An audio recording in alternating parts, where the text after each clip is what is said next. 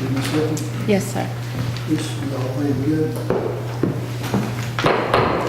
I'm going to call to order the Effingham County Board of Commissioners meeting. This January 15th, 2019 at 5 p.m. and it's really actually about 5:05, so we'll note that. And I'm going to ask everyone if you please rise for the invocation of our right to the dead and then remain standing for the pledge of allegiance, which will be led by Bishop Bill Keith. Heavenly Father, we thank you so much for all you do for us, Lord. We pray that what we do and say and focus on tonight, Lord, is glorifying you in some way. We pray for the health and safety of everybody here tonight, Lord. We thank you for the breath of life that you give us, Lord. In Jesus' name, amen. Pledge allegiance to the flag of the United States of America and to the republic for which it stands, one nation, under God, indivisible, with liberty and justice for all.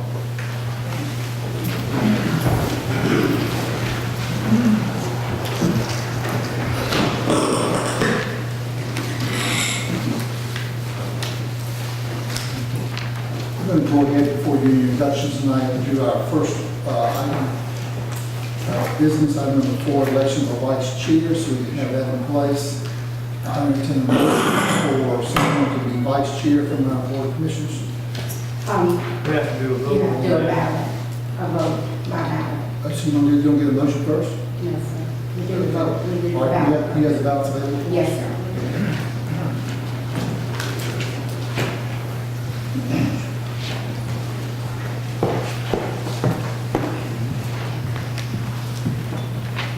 Ballot.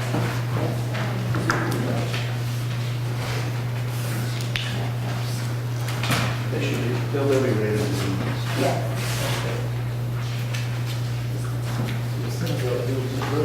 I guess that's the charge. That's it.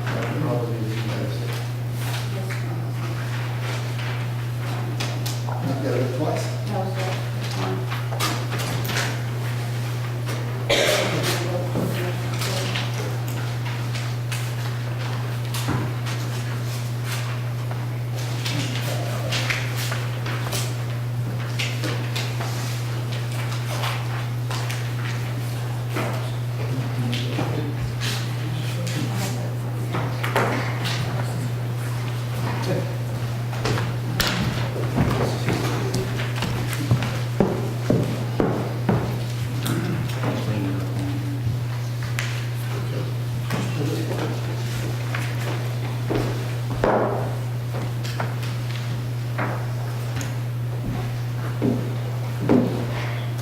We pass those to you.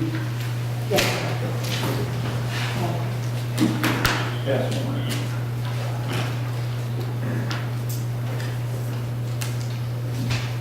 Phil's got some technical, this Yeah. computer's not working, so we're swapping out with Mr. Forrest. And while we're doing that, we encourage everyone to keep our Commissioner Forrest forward in your prayers when the family loss has passed a couple weeks ago.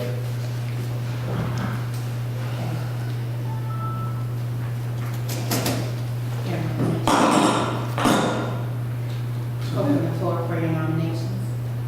Now open the floor for nominations. Can we just vote? You don't know what it Okay. All right, open the floor for nominations for vice chair. I make a nomination for Phil Kiefer. Okay, we have a motion. Do we have a second? Okay, there's a second for Bill Kiefer. Now, we're voting, but we already, is. Yeah, you did it. huh? I'm reading it now. Okay. What you're supposed to do is open the floor for nominations for your vice chair, and then after you close the nominations, then you will fix your ballot. That's what I did. I opened up and asked for You nomination. did, you did. Okay. And I screwed you up, I'm sorry. That's okay, so do we start? We need to start. Go ahead, Huh? go ahead. Okay. So tell me what we need to do now since Close the nomination. I'm closing the nominations. Okay. That's right. So we did need a second. I'm sorry? We did need a second into the nomination. We just need a nomination. You need a nomination, you need to close the nominations, and yes. But we did not need a second. We did that. Yeah. All right. So Close nominations, and we just said, appreciate that. All right. Do you want to revote so we can do it the right way? Yes? Okay. Yeah, it's not probably a little different. So procedurally, we have a nomination, vote on the nomination. And then cast it back. Problem is we do it once a year, so. Yeah. Yeah. I know some of them, so. I'll- I thought you didn't count. You need to sign the bottom. So we only have one nomination, Mr. Phil Kiefer. Yeah, I didn't sign that one, so Okay. Yeah. sign mine. Y'all excuse us while we work through this very difficult nomination of vice chair.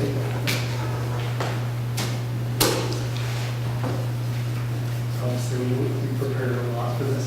It only happens once a year. All right, passing this way. What you got? I'll try to win this one. Clear them out. All right, we have a nomination, we have taken a vote.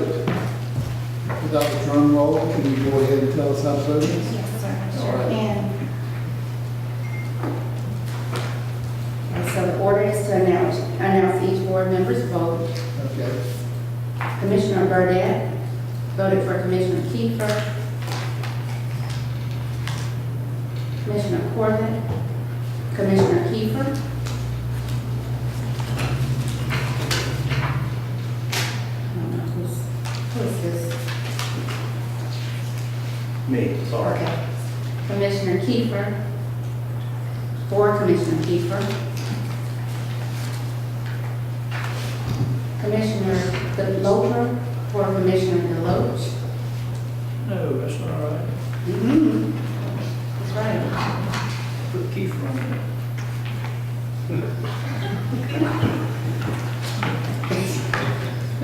How did I do that? Glasses on. We better know. I'm not trying to. How's the rest of the good man? All right, we can get this thing through here in a minute, maybe, yeah. A revised and tentative ballot for Commissioner Loper is for Commissioner Kiefer, and Commissioner DeLoach votes for Commissioner Kiefer, so we have unanimous vote for Commissioner Kiefer. All right, Mr. Kiefer, congratulations, you're vice chair. Congratulations. We're about as confused as Alabama in the championship game, I believe. Roll right into our appearance, aren't we? All right. Before we move forward, let's go ahead and, it's a good time to introduce our new, Yes, sir. And Mr. Chairman, board members, staff, and our audience tonight, we'd like to welcome, if you'll stand, Ms. Teresa. Ms. Teresa Kincannon is our interim zoning administrator. We welcome Ms. Teresa. She has a wealth of background knowledge in planning. She has worked with DCA for 12 years in the planning office and housing division. And before this position, she worked with the Coastal Georgia RDC for 5 years. So she's here with us in Effingham County as our interim zoning administrator. We hope to be our permanent administrator. She previously worked in Effingham under as an intern in the year 2000, so she is familiar with the area. So if you all would help us welcome Ms. Teresa Kincannon.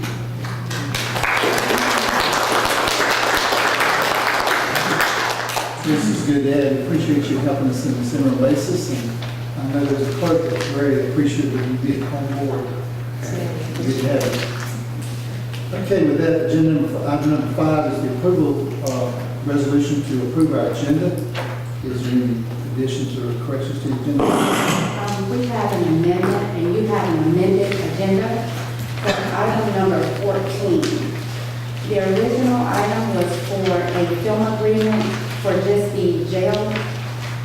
The request has been revised to include an additional location agreement for filming along Stillwell Road. So a staff report and the agreement, as well as the certificate of insurance, is included in your additional material for this item. This is going to be item number Item number 14. 14. Oh, you just added two items number 14. Yes. I've got notes on my original thing, so I'll have to pull that one. I make a motion to approve with the noted change of filling along Stillwell Road. Second. Have a motion from Mr. Loper, second from Mr. Deloach, to approve the agenda as stated there. All in favor, say aye. Aye. All opposed, no. And it carries. Consideration to approve the minutes of December 18, 2000 meeting, 2018 meeting, regular commissioners meeting. Are there any corrections or additions to the minutes? I make a motion to approve as presented. Second. Motion by Mr. Deloach, second by Mr. Loper, to approve the minutes as presented. All in favor, say aye. Aye. All opposed, no. And it carries. All right, with all that confusion, thanks for the public being here tonight. We got a good crowd tonight, appreciate that. Just want to ask you, as you comment on the item, please keep it to the agenda only. Remind you that all the documents of the meeting are located in the clerk's office, and hope you had a chance to look at those and prepare for this meeting tonight. You're welcome. So we move forward with our appearances. We have an appearance from Moreland Altavini, our engineering firm on the parkway. I invite you to listen to the mic. Tonight, they're going to just go up there on the schedule, where we're at.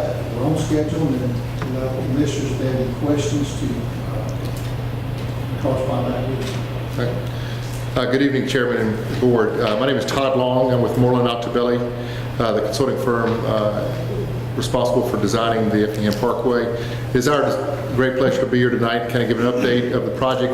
I'm going to allow Ellen Manshey, who's behind me, to give an update here in a second. Ellen's been with Moreland Altavini for about 19 years. While I haven't been in Moreland Altavini 19 years, just since the summer, my days at GDOT, I'm familiar with the project and obviously had some aspect of work on it even during the, I guess since its infancy, which has been now probably 15, 20 years ago when it first started as a thought. So we are getting to a point, we've got a lot more information available. Unfortunately, it's been a lot slower process because of a lot of things that have come up during the process, but I'm going to let Ellen kind of go through the details and then we'll answer any questions you may have. Is that suitable? All right, Ellen. Thanks, Todd. Good evening, Chairman and Commissioners, staff, and public. My name is Ellen Manshey. I'm with Moreland Altavini. I'm the project manager for this Effingham Parkway project. This is a 6-mile project at the southern end. It starts from SR 30. It ties into the Benton Boulevard extension project that Chatham County is doing. And it goes northbound all the way to Blue Jay Road, and ties into Blue Jay. It's a 6-mile project. We started work on this project and gone through the concept phase, preliminary engineering phase. We are at the tail end of the preliminary engineering phase right now. All the environmental studies, including the reopening of the phase 1 archaeology report due to the discovery of the ice field, which is, unfortunately, it's not along the alignment, but it's outside the alignment, but it has an indirect effect, and we have been asked by Georgia Department of Transportation environmental staff to open up some of that work, and that contributed to some of the delays here in the last few months. All the documents related to ecology, archaeology, history, everything has been approved, and they have been submitted to the U.S. Army Corps of Engineers, who, in this project, because it's being funded with House Bill 170 state-funded project, it automatically makes the U.S. Army Corps of Engineers a lead agency and not Federal Highway, because there's no federal dollars in this project. With that being said, that agency has been, in touch with Georgia Department of Transportation and Effingham County and Moreland Altavini. We have provided all the documentation. They're reviewing it as we speak. We expect the environmental clearances as well as the archaeology mitigation work to be completed this year. So environmental will be ready by December of this year to certify for this project to move forward to letting. Right away, we are working towards, both Chatham County and Effingham County are working on parcels, going through the appraisal process and acquiring the right away. That is about 6 months out right now to certify for letting on right away. Utilities pretty much have been cleared. All the companies have provided information that all the information has been included in the drawings. As far as engineering goes, we're about 75% complete on the engineering. We'll be holding a final field plan review at the end of this year that will result in the final set of construction plans that will be used for the letting of this project. As we speak, Georgia Department of Transportation has got it in the upcoming fiscal year, which starts on July 1 of this year, and it ends on June 30th. It is scheduled for a June 2020 let date. We feel pretty good about having this let sometime this upcoming fiscal year as far as making the way environmentally, right away, engineering-wise, and utilities certification process. Any questions? Board, question for me? Sounds good. Well, I appreciate you coming tonight and give us an update. So we're on schedule. It's the biggest key that we're looking for. And there's no problem letting this, having a contract in place by June 2020. That's correct, sir. We definitely are on track with that. And like I said, all the documents are with the U.S. Army Corps of Engineers, which is the lead agency. One thing we might do, Chris, is just make the board aware if they weren't aware. We did meet the GDOT today in our transportation board meeting. And after hearing what you were saying, I think the current estimate that'll be updated is around 15 million. Is that right? Construction costs. Construction cost, that's correct, sir. Construction. And we will be updating the cost estimate as we finalize the plans. There's a milestone called a final field plan review, and that'll be held sometime towards the end of this year. And when we submit the plans, there is a requirement for Georgia Department of Transportation. They'll ask for a cost estimate, and we'll take into consideration market pricing, field pricing, if there's adjustment factors. All those will be adjusted according to the current market conditions, and there will be a final cost. And as we get closer to letting, there will be contingencies will be minimized. It'll go from like 10% to like 5% to like hardly anything. So we'll have a much better cost estimate as we get closer to the final plans distribution. But for us as commissioners, what we need to be aware of, the cost very likely will come above the 44 million. And what that means to us, just so we can plan, and this is for Christie to be planning, the 3.3 that we're doing on the right-of-ways, we got to cover that money, because we're using DOT money now. So that's money we will need to budget. Talking to DOT, we're hoping they'll work with us if it goes above the 44 million, cover that additional cost. Come out, they did the clear change. They will help us out with that. But we need to plan from our finances about 3.3 million, which we were hoping we wouldn't have to spend. So We're below that 44 million, without enable that to bring that number down. no, because we're still obligated for the right of way. We have to So purchase this is that. going, this current budget, or this is coming up in the next budget? When they let the contract, say it comes in 46 million, we got to come up with So it's not in the next budget? no $44 million. So we've got to start planning now to have the resources available 2020. Next So budget. now the 3.3, Yeah. our obligation, right? But- Well, it could be bigger. Yeah, what you said, though, could probably vote favor the GDOT helping out with that if If it is, it does That's a come good up. point. If it comes down, we might go back and say, hey, they come in 44 million. I'm not sure that plays. we understanding construction costs. But we won't know what that number is till the end of this year. Whatever they're estimating now 50, just make you aware, we were kind of hoping that we might not come up with all that money. We're leaving planning our budget for 3.3 million, so, We'll plan for worst case. yeah, worst case scenario. And once again, depends on what the appraisal's going to be, they're coming to us. So ultimately, where we're right at that acquisition, where would you say we stand?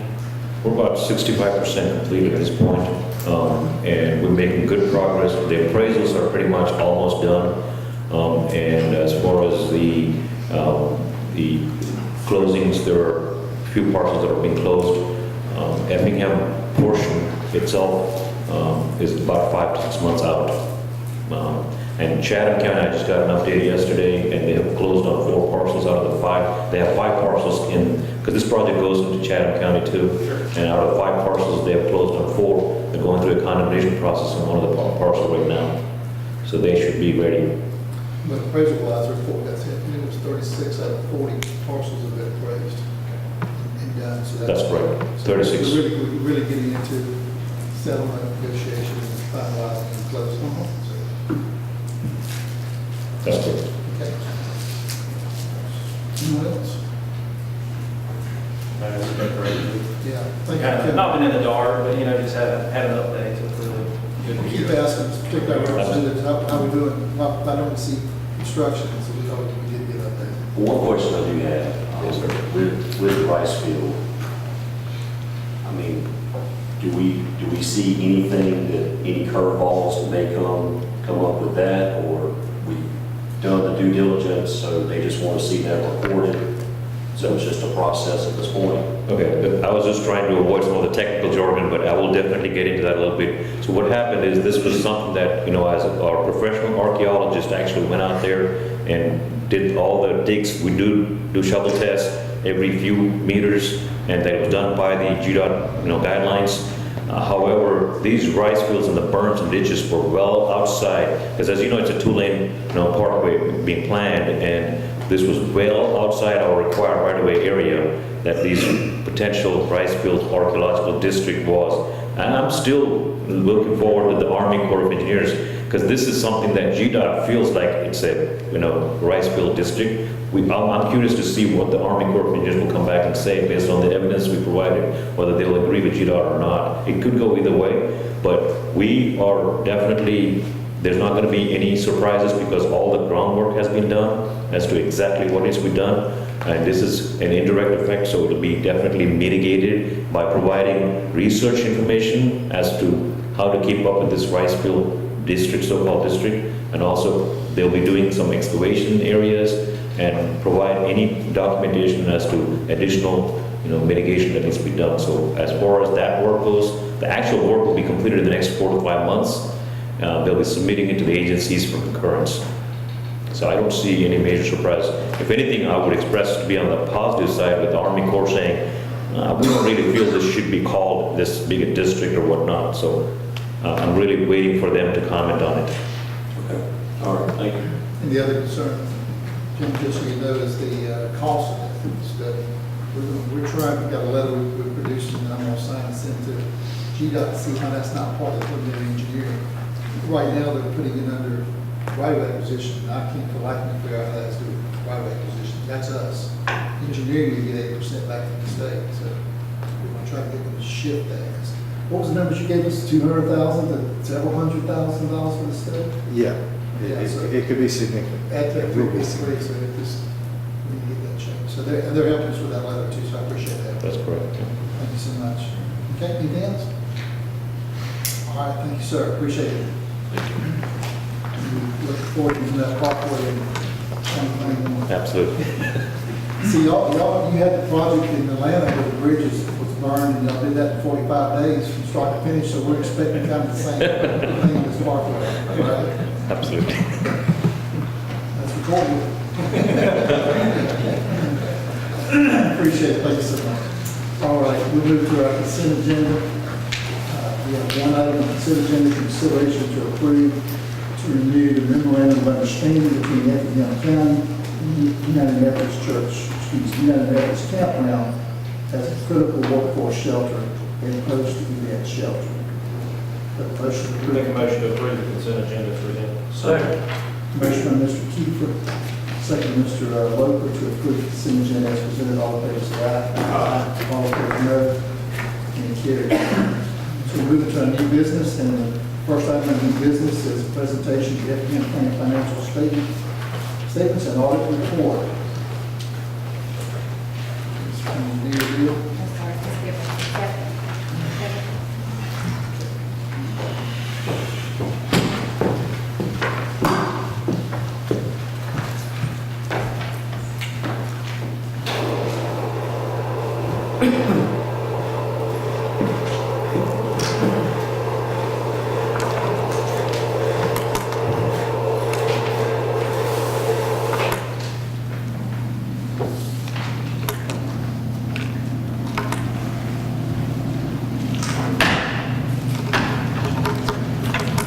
Christie, would you give this report tonight?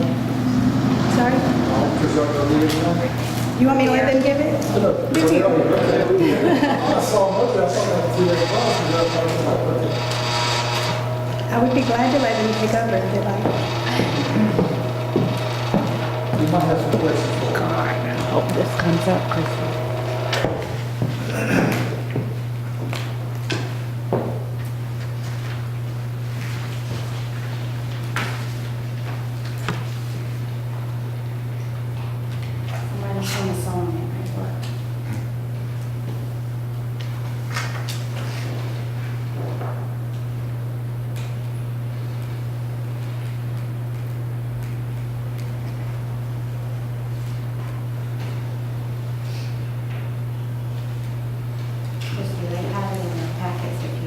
Oh, they do? You have a Okay. hard copy of it in your folder.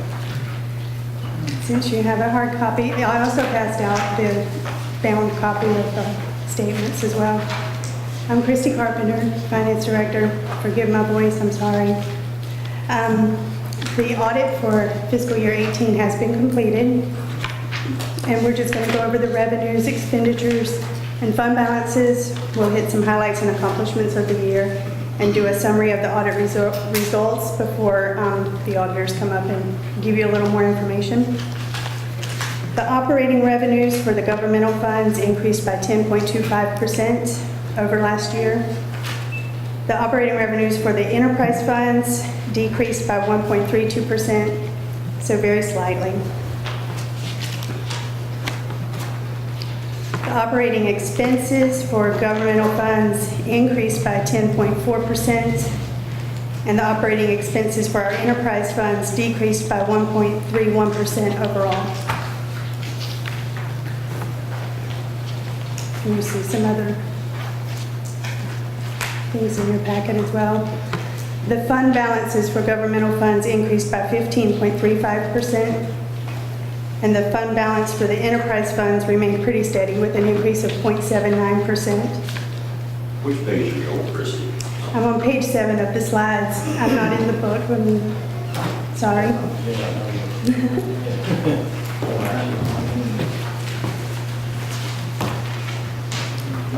Some of the highlights and accomplishments for this year: the certificates of participation for the jail renovation.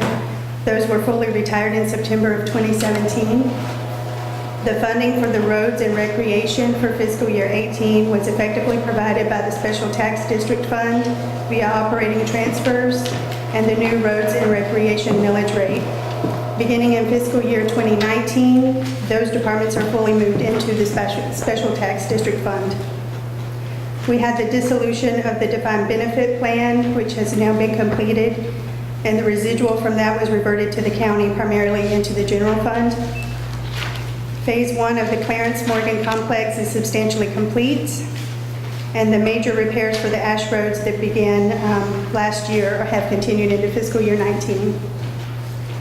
The Effingham Parkway, as we just heard, progress is continuing there. The general fund balance actually increased this year. It is at 11.6% or $11.6 million, or 39% of the annual expenses. The GFA debt was retired this year with the revenue bond issuance, and we gained an additional $8 million for improvements to the water system. So overall, we saw governmental funds operating revenues increased by 10.25%. Sales taxes increased by 22.53%. Property taxes for general government increased at 1.14%. And that general fund balance went from $7.3 million to $11.6 million, which was an increase of 57.82%. So to summarize the audit, we have an unmodified opinion from the auditors. They had one finding pertaining to a county agency fund. We have already issued a corrective action plan on that, and we'll be willing to work with that agency any way that we can. And Ms. Kay Proctor is here, and she'll give a little more information to you on that.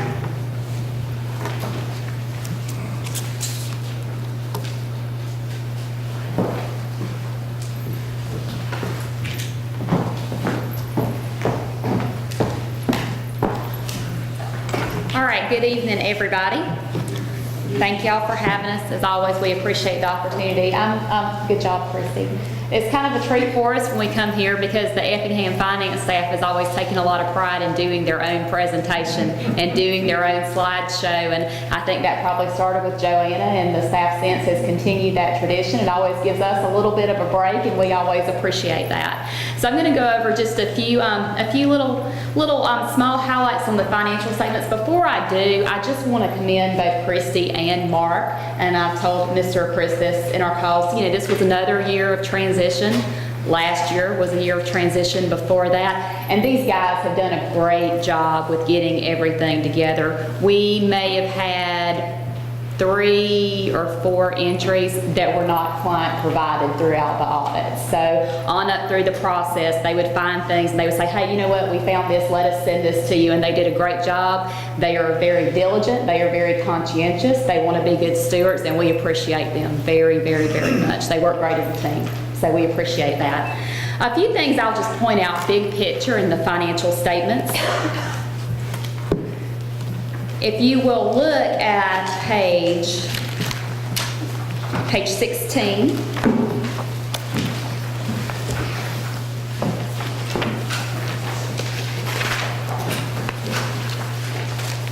you'll see your balance sheet for governmental funds.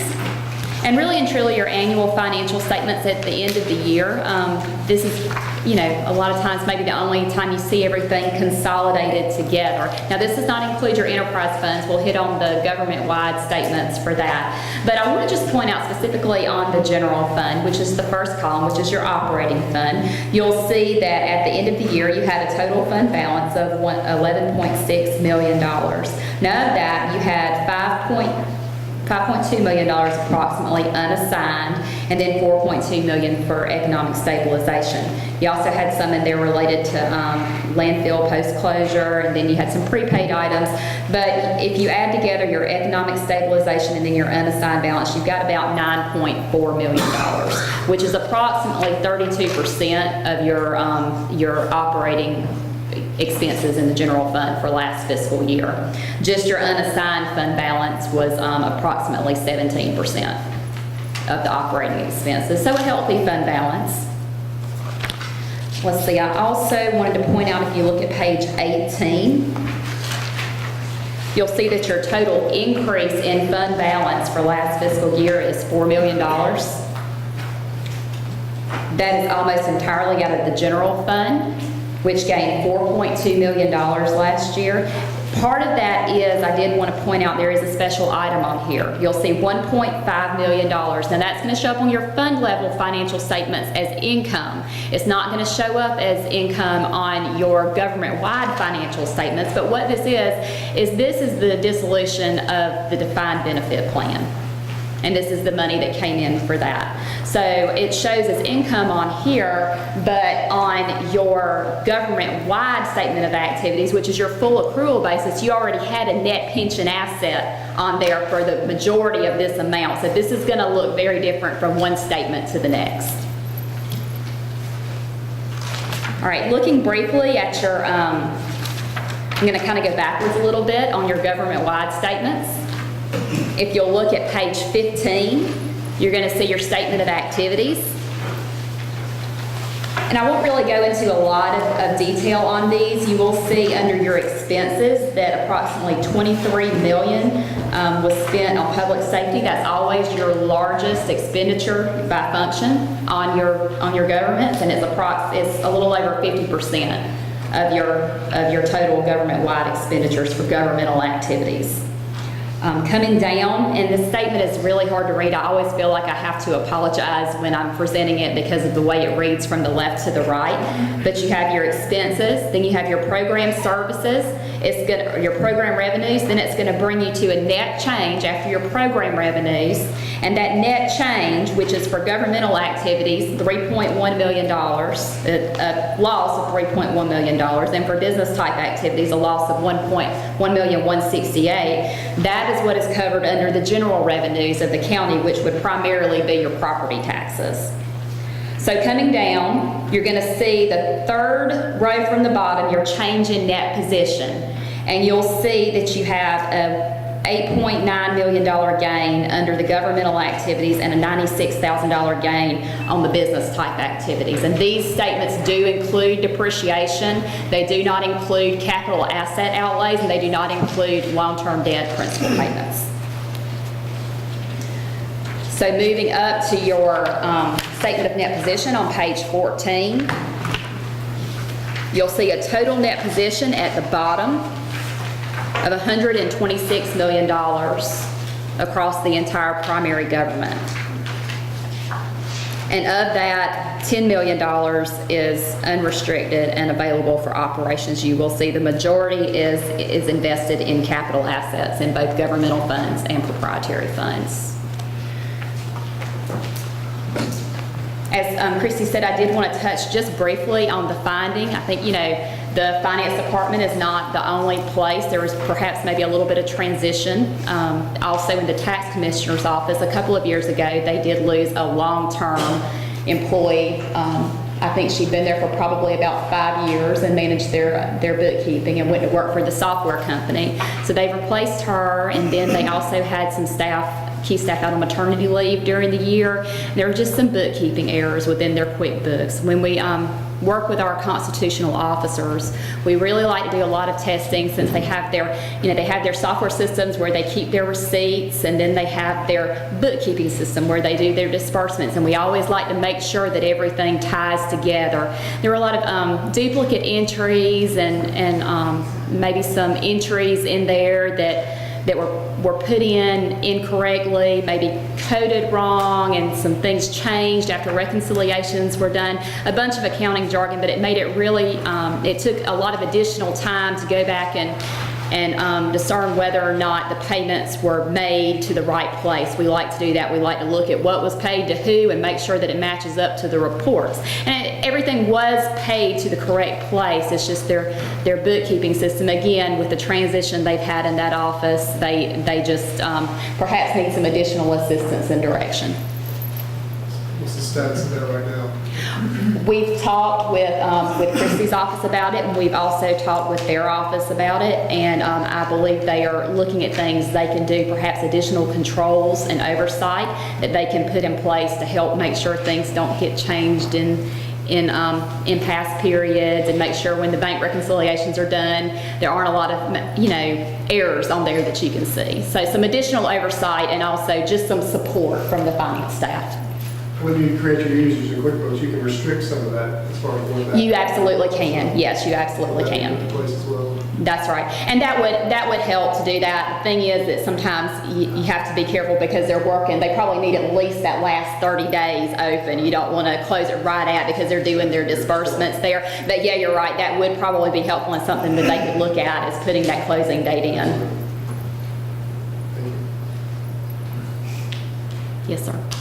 I want to look at this in more detail, and I have some more questions for you, so we might get back together later. But a couple quick questions. One is on property taxes. Yes, sir. The collections, now, on page 20, that's on a cash basis or accrual basis? On page 20, that's going to be modified accrual basis. Okay, so that should be pretty much everything that's come in the last 2 months of the fiscal year. So it should be pretty much all we're going to get. And my question was, property taxes, I was just surprised that they were down, they were not up very much. You all top of your head? Property taxes were down from the prior year. Is that what you're saying? Or The actual values went up, the military didn't go up, but the values went up. We had new construction, we had new businesses, new homes.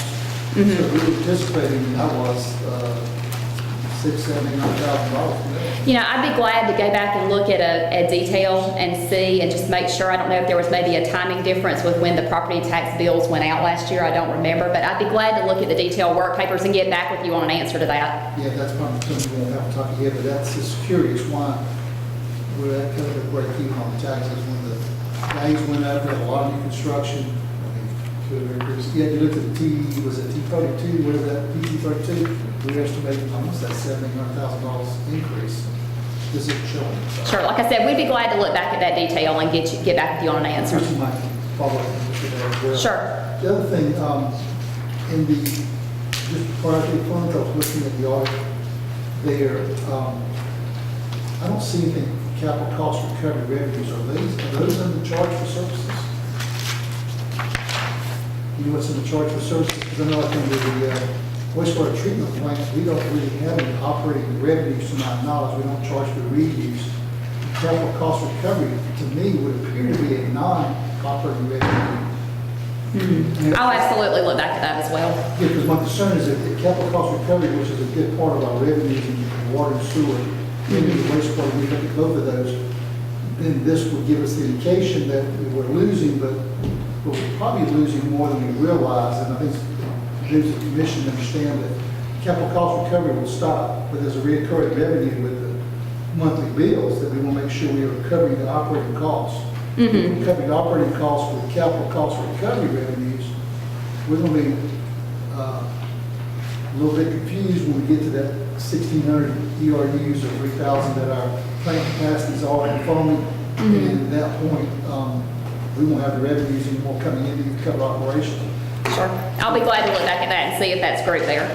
Yeah, see if that is, I believe that should be under non-operating revenues and not under operating charges and services We can look at that. to get it more accurate. Okay. You got any other questions? I'll have to look through it. Okay. Those two I just popped out at me. I want to make sure we are looking at that because that'll affect budgeting and planning.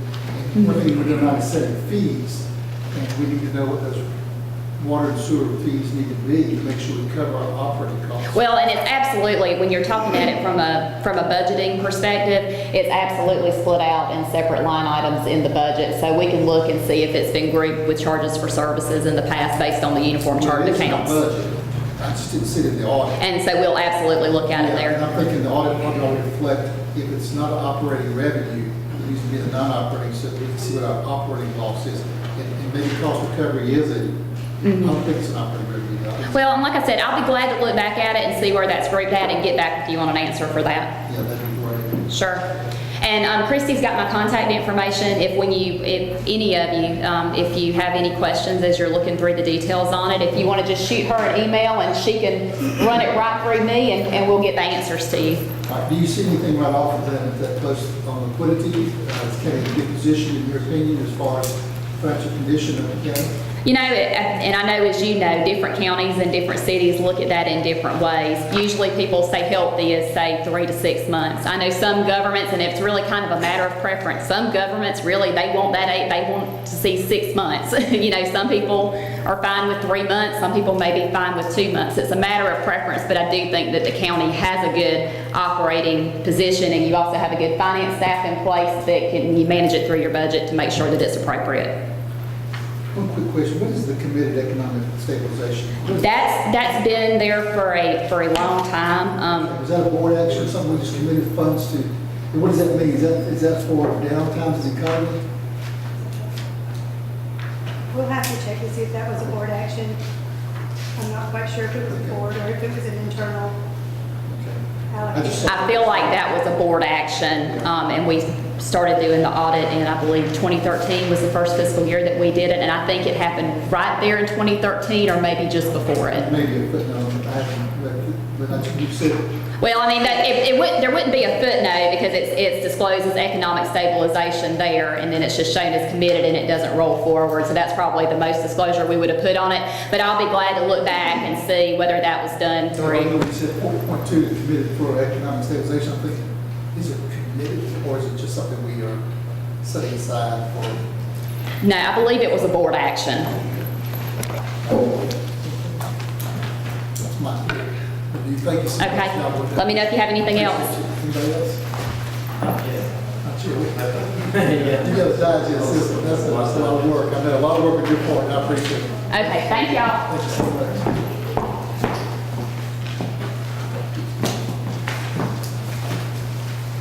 Item number 2 is consideration to approve the audit of the financial statements for transmission to the state of Georgia. So, we have a motion, my questions, and I'll get to that. We have a motion to approve, we have to put in some record, Department of Audits. We have a motion to transmit these. I'll make a motion to transmit all the statements. Second. Motion, Mr. Rose, second, Mr. Burdette, to transmit the audit statements to the Department of Audits. All in favor, say aye. Aye. All opposed, no. And carries. Cut you off. No, you were fine. Take a few minutes. Thank you. I'm sorry about the PowerPoint, but Yeah. Any other comments about the audit before we move forward, or financials? no. Christie, I praise the great team job. upstairs. I commend Christie again, as I call her about information. She really can give me what I need on a timely basis, and I appreciate that. Item number 3, grant consideration to approve the grant to be awarded from the Georgia Trauma Care Network for the purchase of trauma-related goods. Good afternoon, Wanda McDuffie, EMS Director. This is the grant from the Georgia Trauma Commission that we've received in the last, I guess probably about 10 years now, or a little longer, that we've been receiving this grant. This year, fiscal year 2019, there will be $1,115,000 that's going to be dispersed. They divide that amount of money amongst the licensed ambulances in the state of Georgia, which is 1,290. So of course, that we have 5 911 ambulances that we use on a daily basis. So we are allotted $864 per ambulance, and gives us a funding of $4,322. This is a non-competitive grant. Once we spend the money, we will be reimbursed. And we have a list of itemized items that can only be purchased with this money. When I first read this in the agenda, I saw, we're getting a grant for 1 point. Boy, wouldn't that be nice? No, I appreciate it. That's good. Any questions on this one? So, have approval to go forward with that? The alternative one is approved request that for the funds, that motion for alternative one. Motion to approve alternative one. Motion by Mr. Deloach, second by Mr. Keeper to approve alternative number 1. All in favor say aye. Aye. All opposed no. Motion carries. Thank you, Wanda. Appreciate it. Okay.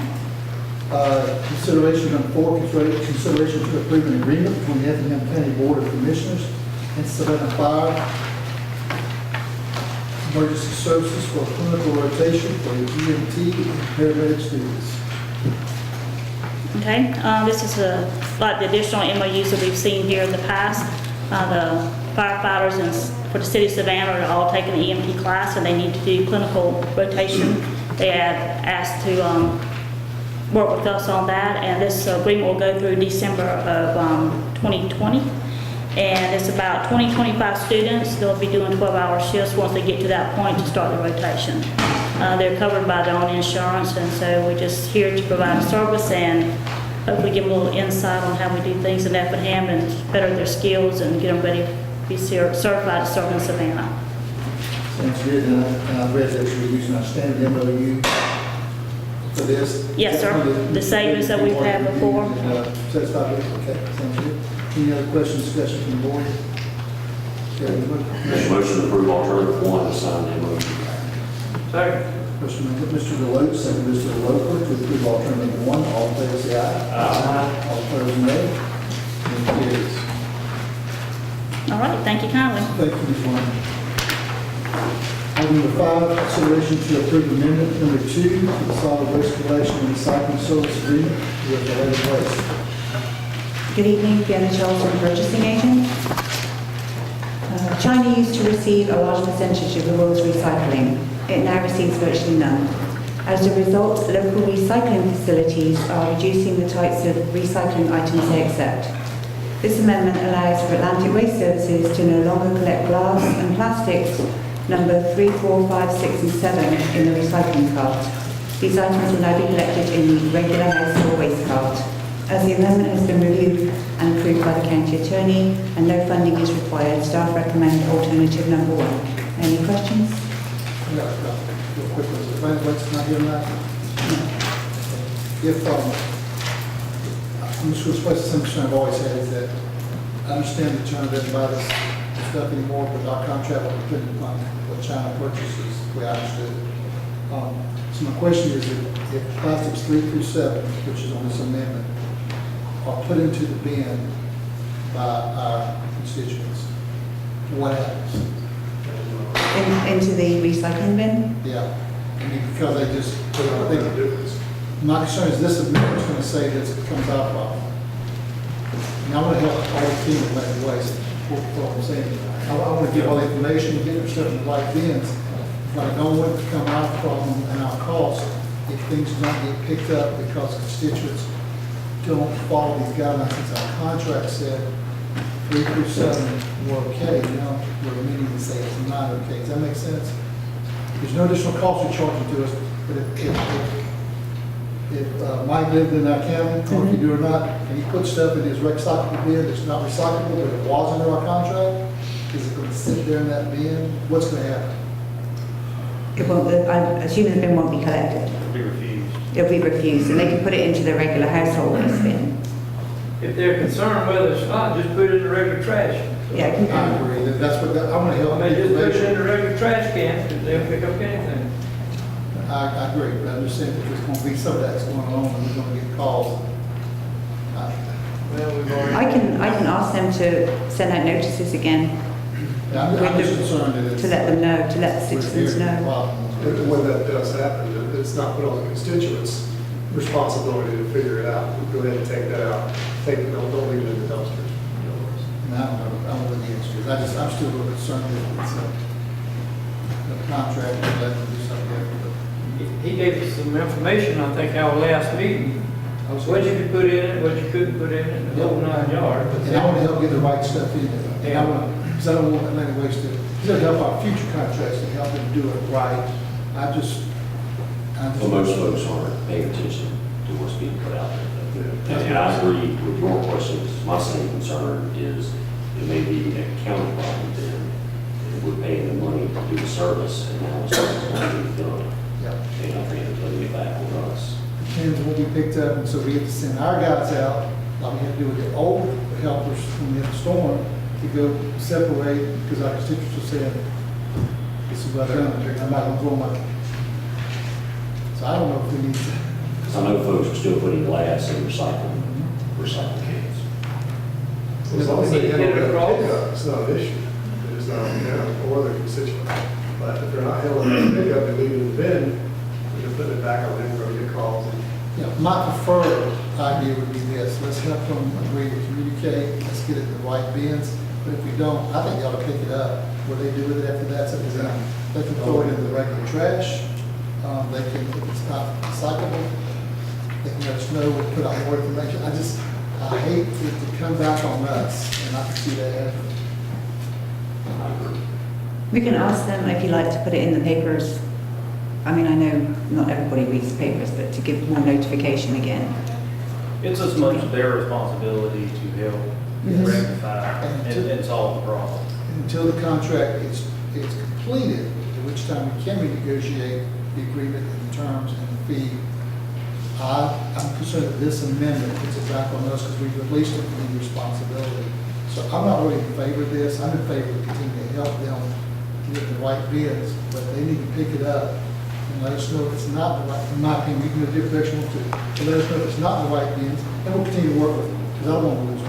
Why don't we just table it and then until we have a further conversation with Atlanta? How they do this is off the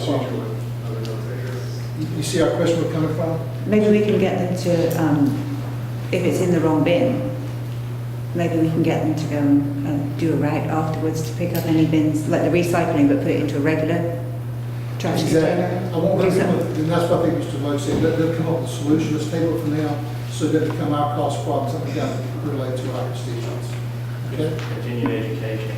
Yeah, but we're gonna help them all we can, we don't wanna cost them, we're not gonna be obstinate, we just don't wanna assume the cost of the issue. You can communicate that, and maybe we'll table this and talk with ladies, let's see what we come up with. Thanks, appreciate it. I've got with you earlier, I've been gone all week, so I apologize for spending this on your night. Do we make a motion to table? Yeah, the motion to table, please. Make a motion to table item number 5 until our next meeting. Second. Mr. Deloach, second by Mr. Burdette to table item number 5 until our next meeting. All in favor say aye. Aye. All opposed, no. And it's approved. And that date, did you give it to me real quick? February 5th. February 5th. Okay. Item number 6, surplus, consideration to approve resolution of surplus. From time to time, the county has broken, unused, damaged or extra inventory, and in order for the county to properly dispose of these items, they must be declared surplus in accordance with OCGA 36-9-2. This resolution consists of a piece of land at the Clarence Morgan Recreation Complex. Staff recommends alternative 1, board's approval of the resolution of surplus, and also asks the board to advise how they would like the property to be sold, by a sealed bid or by a real estate broker. Any questions? I didn't see a map of this. What exactly, maybe I should know. Is it the frontage right there, but across from the, where the bank's going up? Right next to where the bank is, where the big tree is. Where Between the that bank and big the- tree is. So we just want to recoup some costs and put that as a commercial area. Commercial I thought so. property, yes. I want to make sure. You got that- 3 acres in that? 3-point-something acres. It's about 3 acres, yes, sir. I'm good with that. I just want to make sure that's what it was. That'd be I 5 saw or 6 3 acres. commercial lots. Huh? That could be 5 or 6 commercial lots. Yeah, absolutely, I'm for it. I just want to make sure that's what it was. I knew we talked about it. Very good. That was my question. Any other questions? Do you want us to surplus it and sell it as one lot, or would you like us to try and subdivide it? I think the surplus, Mr. Lee, we can decide how we do it. But if it's a surplus, we can subdivide it, we can get somebody else. We should do some guidance. We should be surplus tonight. Yeah. I didn't look at it, but I'm assuming it's surplus in the whole tract. Right. Yes, the 3-point-something acres. We can do it, we won't get to that. Yeah, exactly what you said, surplus the whole tract, and then you decide how you want to. We can probably discuss this as disposition.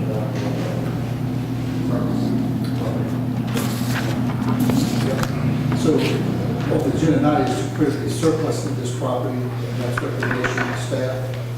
I'll turn to one to approve the resolution to surplus, that motion.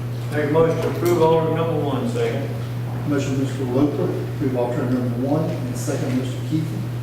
All in favor, say aye. Aye. All opposed, no. Any carries. So it's surplus, we can work out now how to sell it. 6 o'clock. Okay. Mr. Loper's noted to me that it's 6 o'clock and we are trying to get our screen up and going. So we're going to take a 5-minute recess. If you're here for planning and zoning, we're going to be right into our planning and zoning meeting. But our technology is not working, so we'll get that going and we'll come back. Okay? Okay, 5-minute recess.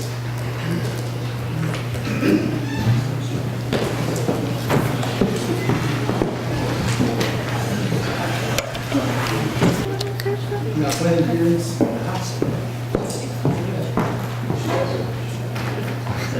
If we are ready. Item number 1 on the planning board is public hearing. The planning board recommends approving an application by Kern and Coleman Company LLC to rezone 48 plus or minus out of 1,338.42 acres located at Highway 17 and Roden Road from AR1 to I1 to allow for surface mining map number 353, parcel number 3, first district. Yes, Mr. Chairman, this item was presented to our planning board on December 17th. It was recommended approval by the planning board as well as staff. This project is anticipated to last for approximately 5 years. This is an item that was previously on the board agenda. It was removed due to some other issues they had to rectify. I believe those issues have been cleared, but staff and planning board does recommend approval of this request.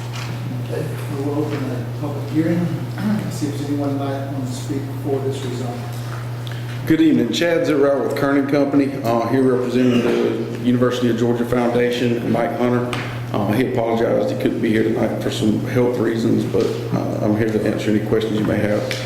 As stated, the planning board recommendation as for approval, there are some stipulations in obtaining the DOT permits.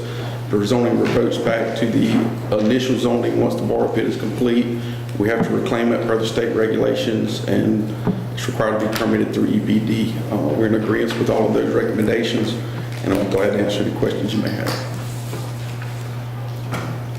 Where would be access? The access will be off of Highway 80.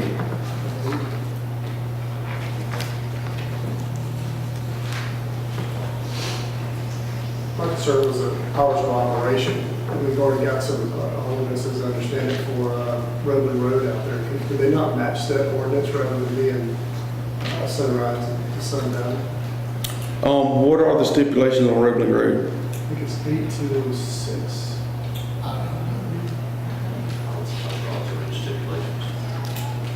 I'm not sure exactly. I think it starts at 8. I don't think you're allowed any race engines before 8 a.m. in the morning. That's the main concern. And we're not accessing anything off of Roebling Road. It is off of the state highway, and I think sunrise to sunset is what we feel is, we really need to get trucks operational. Unfortunately, if the county's building a facility and we can't start till 8 and can't get trucks till 9, or any developer or whoever, that does restrict us. And in summer months, daylight's at 6:30.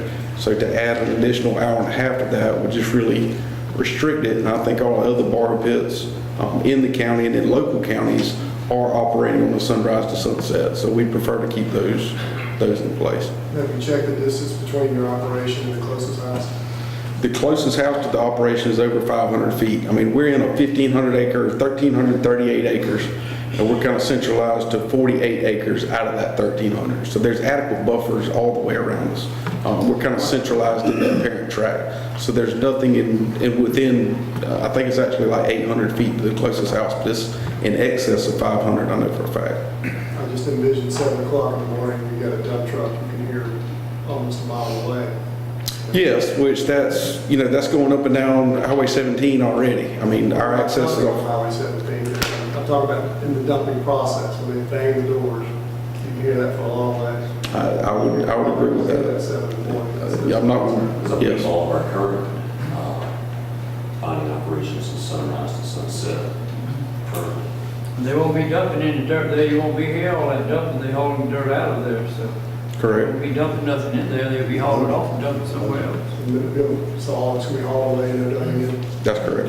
It's a certain amount of for construction elsewhere. That's what I was interested about Road and Road, two things. The people that live there, and also the road is our road to take care of. Correct. We will not access anything off of Road Road. We have no access to Road Road. Okay. Very good. Let me have some more questions, Chad, if you want. Okay. Continue the public hearing. Anyone else speaking for this rezoning tonight? Anyone tonight speaking against this rezoning? Seeing no one, I'll close this public hearing and see if there are any other questions or discussions from anyone on the commission.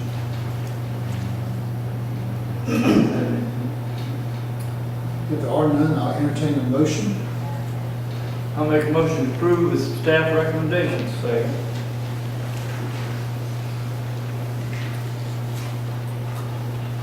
Okay. Let's see if there's any planning board recommendations that we already did this before, right? Okay. So a motion from Mr. Loper, second Mr. Kiefer, I believe, to approve staff recommendations. All in favor say aye. Aye. All opposed, no. Any carries. So we'll go to the second reading, consideration to approve the second reading of an application by Kern and Coleman Company LLC to rezone 48 plus or minus out of 1,338 acres, 0.42. Make a motion to approve second reading. Second. I think, do I have to read this? Yes, Yeah, please read it. You can, it's the same thing. I know, but I asked that before I first started the Okay. commission. She said I had to read both, so. Read it. But I appreciate your interest in speeding it along. Acres located at Highway 17 and Roadley Road, from AR1 to I1 to allow surface mining map number 353, parcel number 3 in the first district. Now, Mr. Loper.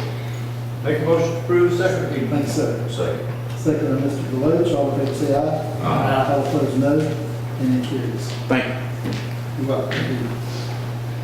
Yeah, I asked Ms. Stephanie, the reason do I have to read all this whole stuff every time? She said, yes, you do. So, Yeah. I do that too.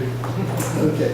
Item number 3, the planning board recommends approving an application by Blanford Homes to rezone 33.38 acres located at 724 Blue Jay Road, from AR1 to R6, to create a subdivision map 414 parcel number 3 in the second district. Yes, Mr. Chairman, the planning board and staff did recommend approval of this request as well. The request is to rezone to R6 to create a subdivision that's similar to the adjacent development in the area. It's currently owned by Ms. Moore, who has signed the ownership certificate within the application, so she has granted permission to Mr. Burns to proceed with this application.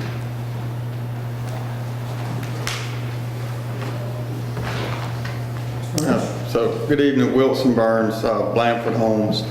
Of course, a rezoning application, but we've, I guess, following next is a sketch plan. But what we intend to do is trying to rezone it from AR1 to R6, plan on putting a single-family subdivision in, not asking for anything outside the ordinance of that R6 zoning. We we began working on our construction plans, but we got a sketch plan for 68 lots. It shows wetlands. We've got our JD out of the way with the core. Answer any questions you have. You can ask them later, you can ask them now. Okay. Anyone else speaking forward as we open this public hearing? Anyone tonight speaking against this rezoning? Seeing no one, I'll close the public hearing and I'll entertain a motion. Make a motion to approve the staff recommendations and stipulations. Second. All right. Just some clarification, there's planning recommendations too. Do we need to approve both, make a motion for both, or? They're the same. They're the same, but if you intend for both, then you should say planning board and staff. Usually we say planning board. Planning board is that. Is that okay, motion? Yes. Planning board and staff recommendations. All right, motion by Mr. Burdette. Second by Mr. Loper for planning board and staff recommendations. All in favor say aye. Aye. All opposed no. And carries. Thank you. Have the second reading, consideration to approve the second reading of an application by Blanford Homes to rezone 33.38 acres located at 724 Blue Jay Road from AR1 to R6 to create a subdivision, map number 414, parcel number 3 in second district. Have a motion? Make a motion to approve the second reading. Second. Motion by Mr. Burdette, and second by Mr. Deloach to approve the second reading. All in favor say aye. Aye. All opposed no. And it carries. Move to item number 5, which is the sketch plan. The planning board recommends approving an application by Blanford Homes of a sketch plan consisting of 68 homes in Blue Jay Road subdivision located on Blue Jay Road, map number 414, parcel number 3 in the second district. And again, Wilson Burns, if anything I can answer our concerns. Any questions for Mr. Burns about the sketch plan?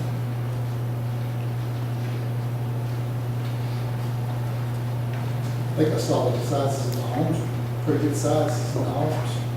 Are these comparable, Wilson, to those homes that I see where the generation got much smaller yard, but they really still want a really nice house? Yeah, good question, but the market seems to not care so much about, a big yard as they do. They want the money in their house. And, with the lot size between landscaping and development cost, you put a little bit more into the house, from the savings on some of those other ticket items, and it seems to be where the market is these days. So, that's what we're trying to meet. Yeah, I think that's where a lot of folks are moving. And I think from the commission standpoint, it's important to us to see it still like a quality home, so we don't create issues, for taxes and so forth down the road. What's the size of the houses that you're looking at building? If it was ready today, I think they'd be, the size would be hitting a price point somewhere in the upper 2s, low 3s, would kind of be the price point. Size really, you almost would have to take a closer look at the time when we get it ready, what the size is going to be, because you almost trade size for upgrades, whether you're putting Corian or you're putting granite or Formica, whether you're putting hardwoods. So the bigger you make it, you kind of trades. If you're looking at a price point, like is what first thing we would establish the price point we think we need to hit. And then we'd look, are we going to try to create a bigger 3,200 square foot house that maybe has less upgrades, or we're going to try to create a 2,200 square foot house that has more upgrades. And so the first thing we try to identify is the price point. And, today, if we were to start it, that's the hot price point in the county right now. If you're in that upper 200 range, low 3s. Any other questions, discussion? Motion? I make a motion to approve the planning board staff recommendations and stipulations. Second. Motion by Mr. Burdette, second by Mr. Loper to approve the planning board and staff recommendations and stipulations. All in favor say aye. Aye. All opposed, no. It carries. Thank you. Thank you. Item number 6, planning board recommends approving an application by Hussey, Gay, and Bell P. Young and a sketch plan consisting of 80 lots in Creekside subdivision located on Old C. Conway Road, map number 436, parcel number 46 in the second district. Yes, Mr. Chairman, this is a project that's proposed to be served by county water and sewer. This property was rezoned to a PD development back in May of 2006. In March of 2018, the applicant came before the board and requested a change in the PD standards. The zoning administrator approved those changes on April of 2018, and that information is included in your material. The planning board and staff did recommend approval of this request.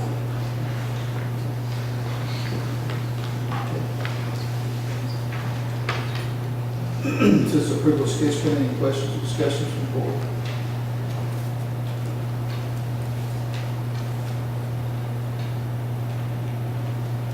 All right, I entertain a motion.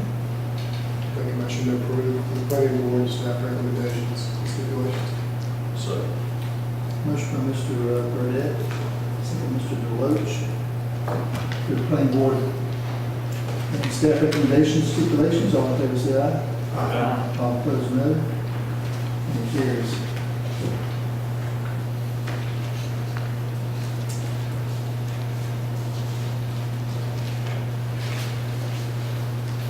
Item number 7, planning board recommends approving the application by George Tuttle for a variance to allow a 30-foot access easement to an unbuildable lot located at 406 DeWitt Road, map number 264, parcel 1D02, 3rd district.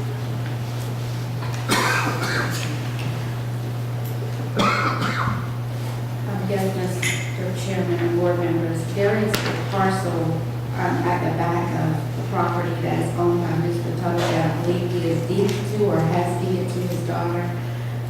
It has been proven by a soil survey that the property is unusable. As stated by Mr. Tuttle, if they were to give the 60-foot easement, it would deem his daughter's property unusable. So that's the reason for the request for the 30-foot easement. The planning board and staff did recommend approval of that. Okay, so there's a hardship involved there. Okay. So we have a public hearing. Do you want to speak for this variance?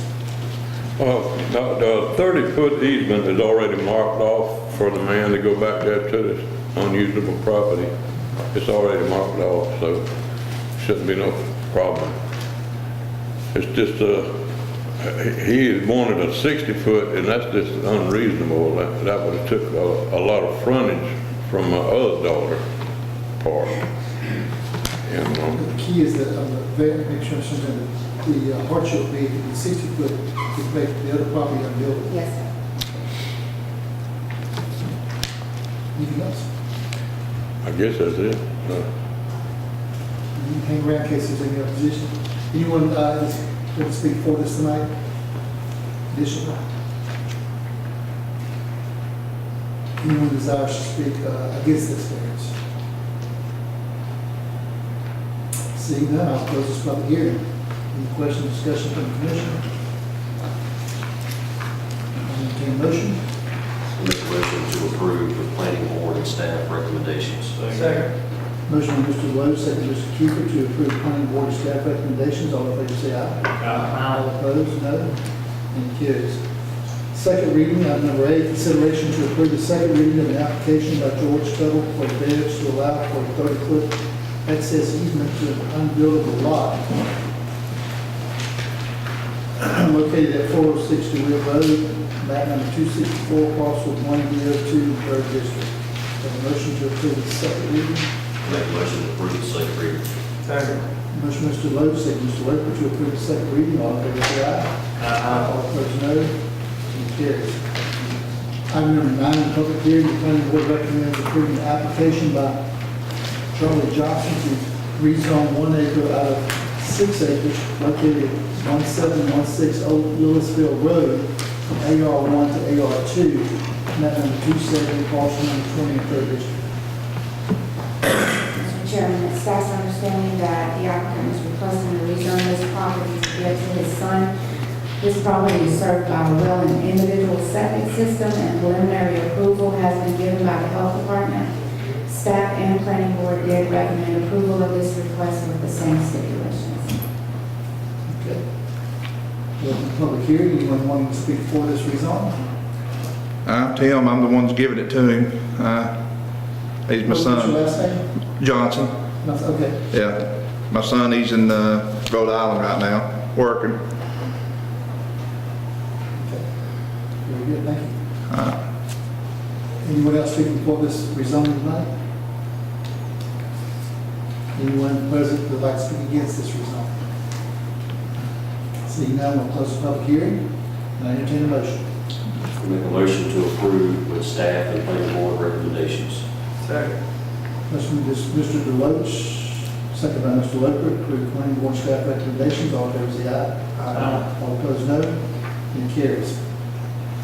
Second reading, consideration to approve the second reading of an application by Charlie Johnson to rezone 1 acre out of 6 acres located at 1716 Old Louisville Road, AR1 to AR2, map number 270, parcel number 20 in the 3rd district. Have a motion? Make a motion to approve the second reading. Second.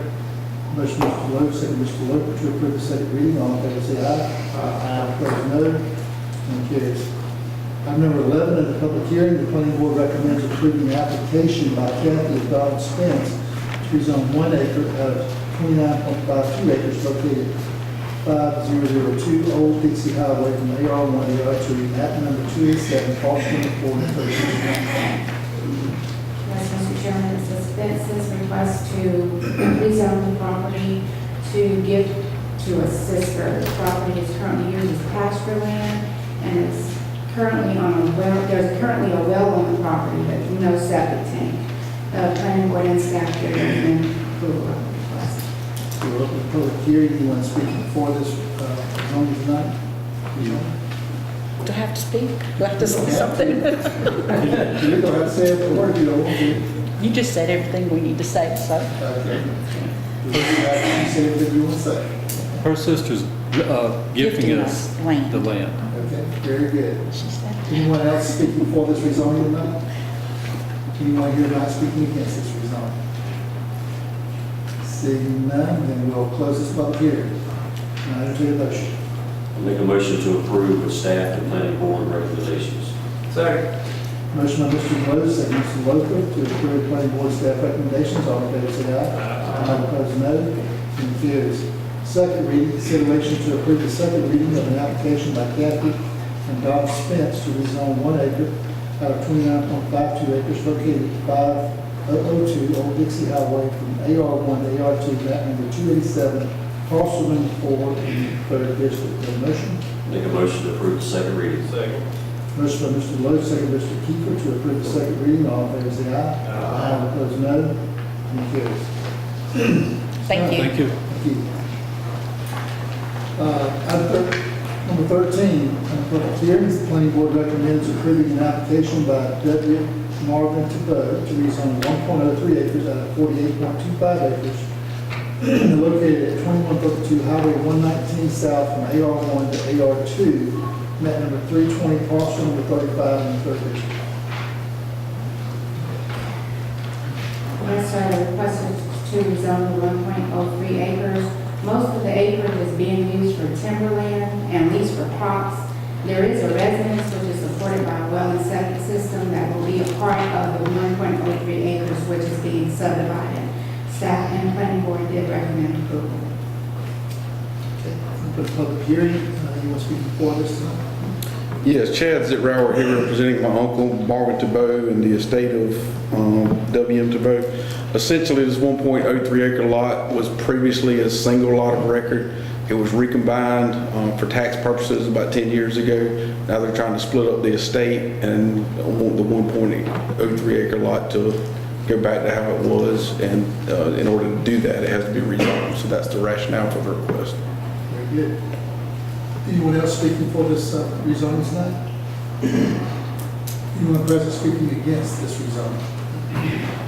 Seeing no one, I'll close the public hearing. Entertain a motion. I'll make a motion to approve the staff and planning board recommendations.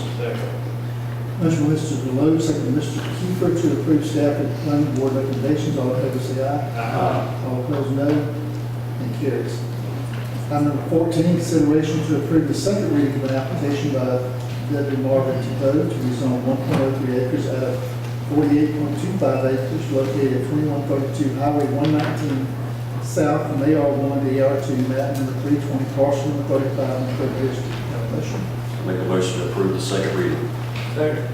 Motion Mr. Deloach, second Mr. Loper to approve the second reading. All in favor say aye. Aye. All opposed, no. It carries. Thank you. Thank you.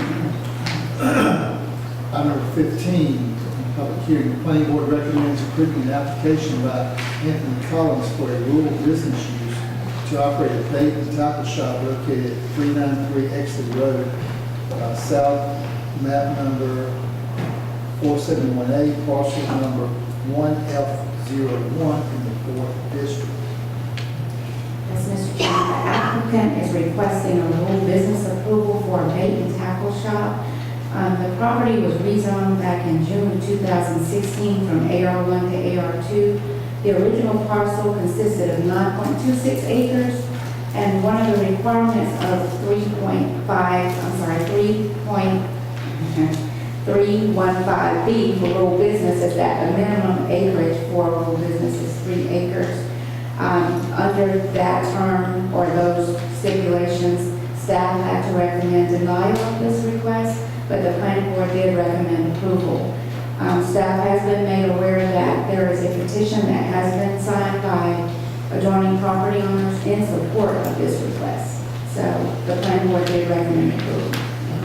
So, would you, I think I heard you say that the majority of property owners are okay with the Yes, sir. variance, They even are. though it's not a hardship involved. It has 67 different people in town, something people living around, so. All right, very good. All right, anyone here tonight speaking for this? Anthony Collins. Okay. And you're just asking to have it granted? Yes. Anyone else speaking for this rezoning, variance? This is a variance. Consider variances. No, it's a rural business.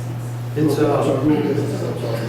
it's supposed to be 3 acres, and it's only 2.73 acres, which is pretty close.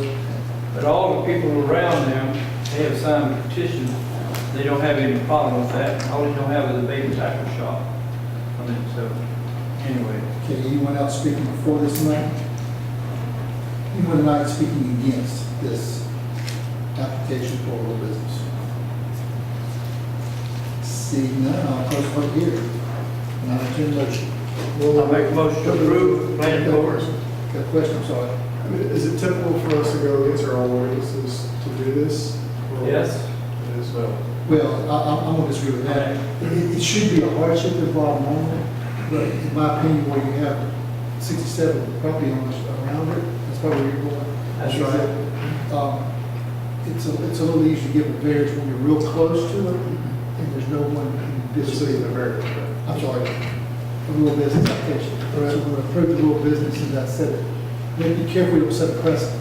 Well, that's what I'm afraid of. Yeah. And, We need some kind of tool to go against what staff has recommended. If we're going to go against our own ordinance, we either need to change our ordinance or have some kind of tool where you can say, if you've got surrounding people saying it's okay, then we can do this. Otherwise, we are setting a precedent. But we give variances all the time. I mean, that's nothing uncommon. If you didn't have a 1 acre, I probably wouldn't okay it. That's what I'm saying. Where you But he's got 2.73 acres.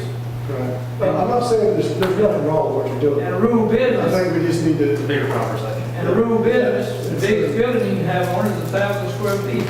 Sure. So, I mean, he got plenty of room to do what he's gonna do. There's nothing against that. I'm just saying But we do it all the so time. we don't do things that set a precedence for one gentleman as opposed to another.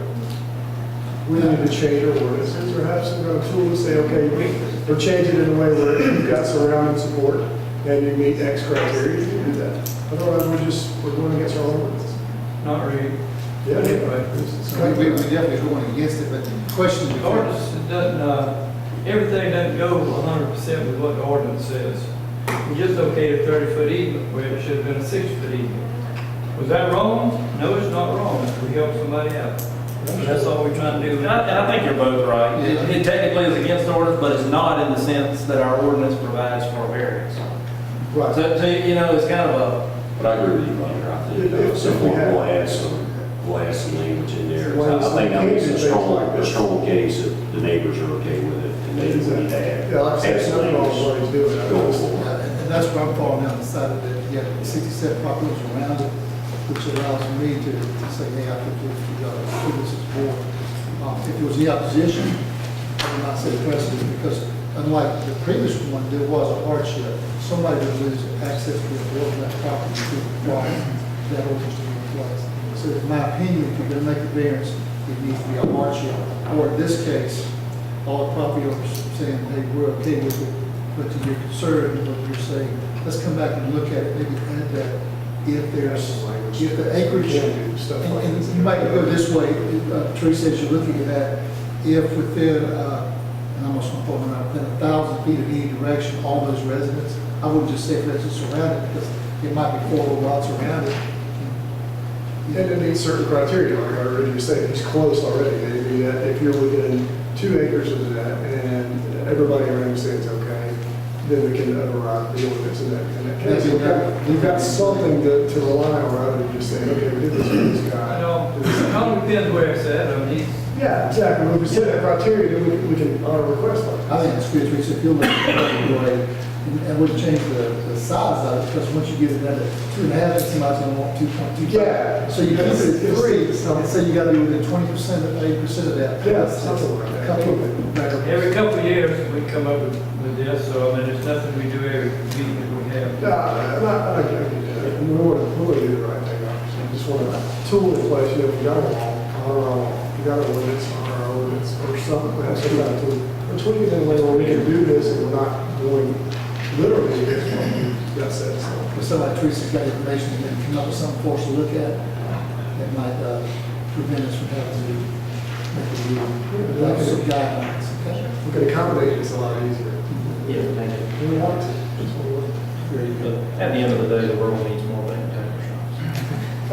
You can't find me. I used to get about a quick request anywhere you went, 2 days back. Yeah, that's pretty quiet, it's a little business there. Oh, yeah. Yeah, this is one of the ones, Yeah. great. Sounds good. Okay, is there any other discussion? If not, I'll have a motion. Make a motion to approve planning board recommendations. Second. Could I ask if there's any opposition to this? Yes. Okay, yeah. I'm sorry, I had a motion by Mr. Logan to approve planning board, no, planning board Planning recommendations. board recommendations. That's right. And then second, who was that? Second. Second, Mr. Burdette.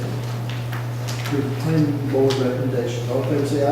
Aye. All opposed, no. And carries. All right, second reading. Thanks. Consideration to approve the second reading of an application by Anthony Collins for a rural business use to operate a baby tackle shop located 398 Exeter Road, south, map number 471A, parcel number 1F01 in the 4th District. Motion to approve second reading. Make a motion to approve planning board recommendations. Motion to approve second reading. Second reading. Okay. I'll motion. And second, Mr. Veloci, approve second reading. All in favor, say aye. All opposed, no. And carries. Final item, public hearing. The planning board recommends denying an application by Lexington Avenue LLC, rezone 24.16 acres located at 489 Lexington Avenue from AR1 to B3 to allow for mini storage and office space at number 447, parcel number 9 in the 5th District.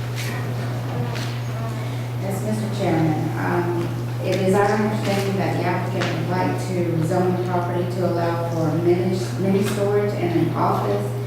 The B3 zoning designation for highway commercial typically permitted in areas like for state highways, interstates, or major street corridors. Adjacent parcels surrounding this property are all zoned agricultural residential. Staff and planning board recommended denial of this request. Okay, we'll have a public hearing. Anyone speaking for this resolve tonight? We have the results for denials. So I didn't, if you're going to speak, I'm looking for people to speak for this resolve tonight first. I'm not speak for it, but I do know Mr. Davis, and seeing he wasn't here, I texted him and asked him, were they not coming back? And he believed that he had withdrawn the request, but I don't know if you want to possibly table it, give them a chance to properly withdraw it, but they intend to withdraw. Okay, thank you. Well, just go through the process and see, and then we can still table it if there's withdraw. Okay, anyone speaking for it? Again? All right, anyone speaking against this rezoning tonight?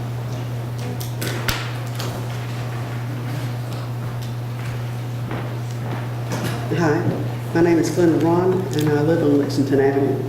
The proposed rezoning would result in a parcel that would not be consistent with the surrounding properties along Lexington Avenue Extension or Mill Pond Road.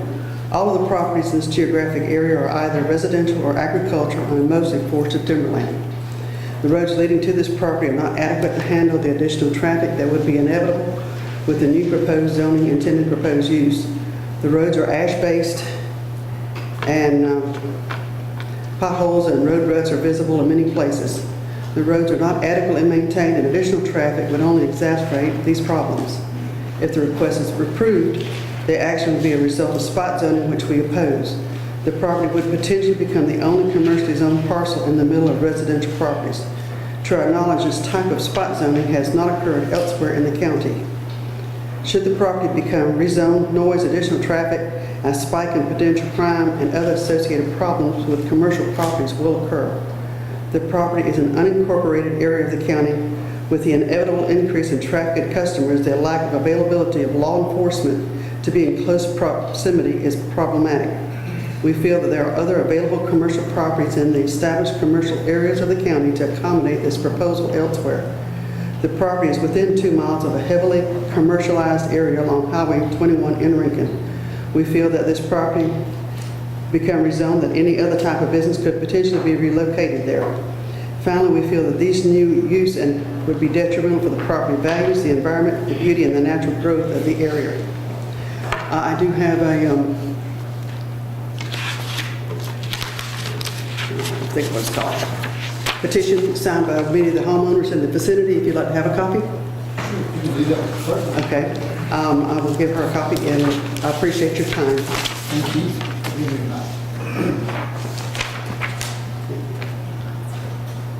Anyone else speaking against this rezoning tonight? Okay, I'll close, I'll close the public hearing and see if there's any questions, discussions, or motions from the board. I'm curious the best way to handle this. Well, if they're considering withdrawing it, you won't hear it again anyway. They'll have to go back through the process, go back to planning board, and then come back to you, so. So we would not create any hardship by just going to deny it if they want us to deny it. Well, if you deny it, then it would be 6 months before they're able to bring it back to the board. And I guess the question the board needs to ask, hearing the pros and cons, do they want to hear it again? Could we just table it? and then- I mean, I would like to put this zoning to bed. I mean, you know, I don't want to preclude him if he wanted, you know, he has the right, you know, to look at something else, but I don't want to prevent that, but certainly this zoning is not compatible. So we have a couple options. I'll entertain a motion. Yeah, I make a motion to deny the zoning request. Second. Okay, motion by Mr. Kiefer, second by Mr. Deloach to deny the zoning request. All in favor of denying this request, say aye. Aye. All opposed, no. And the request is denied. So that will go our second reading. Okay. And that should conclude, if my agenda's right, the planning board. We go back to finish our business, or we do everybody table action business. We can get through it. Okay. we left off, I believe, with the, number 7 was the next item, is that correct? So we're going back to new business, we're following along with the agenda items. Plan for the zoning hearings are done, and if you still want to stay up for the rest of this interesting meeting, you're welcome to excuse yourself. Item number 7.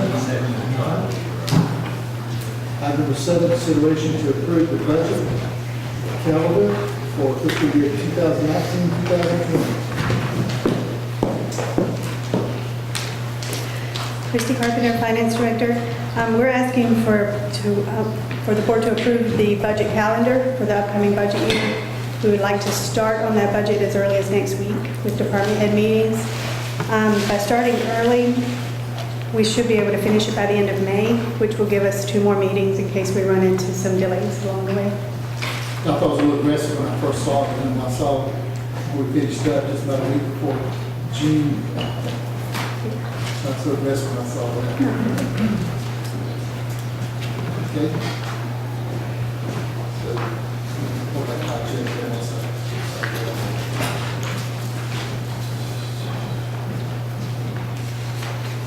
All right, so approved budget calendar as submitted as alternative 1. Any questions or discussion, any motion for alternative 1? Motion to approve alternative 1. Second. Mr. Loper, second Mr. Lowe, second Mr. Loper to approve alternative number 1. All in favor say aye. Aye. All opposed, no. Okay. Are they already aware of these dates, the first 2?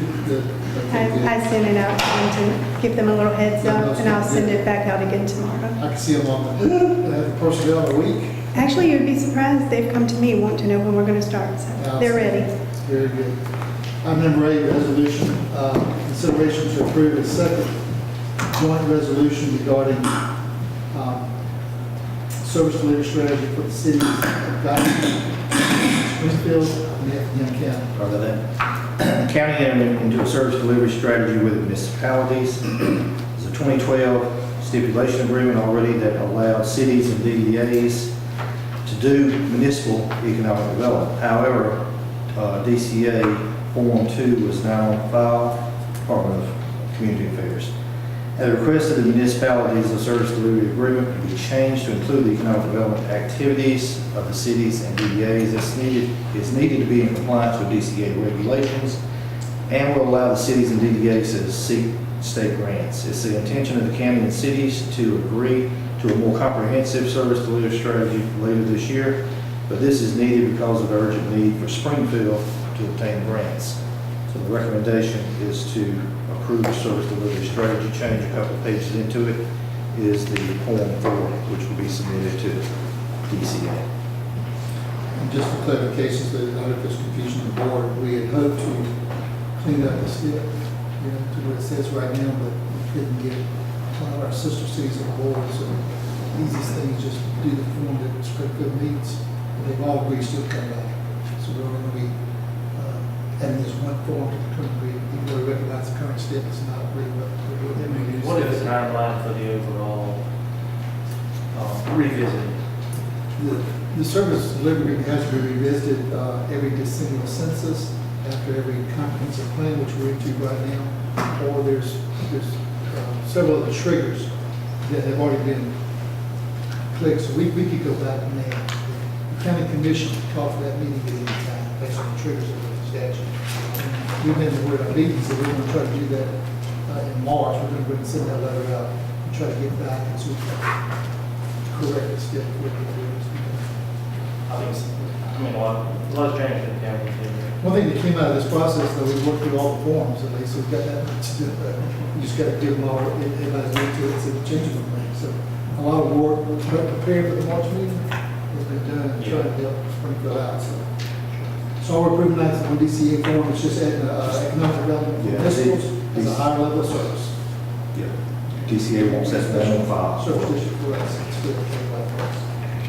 Okay. And so the alternative 1 is approve the service delivery strategy change. Make a motion to approve alternative 1. Second. Motion from Mr.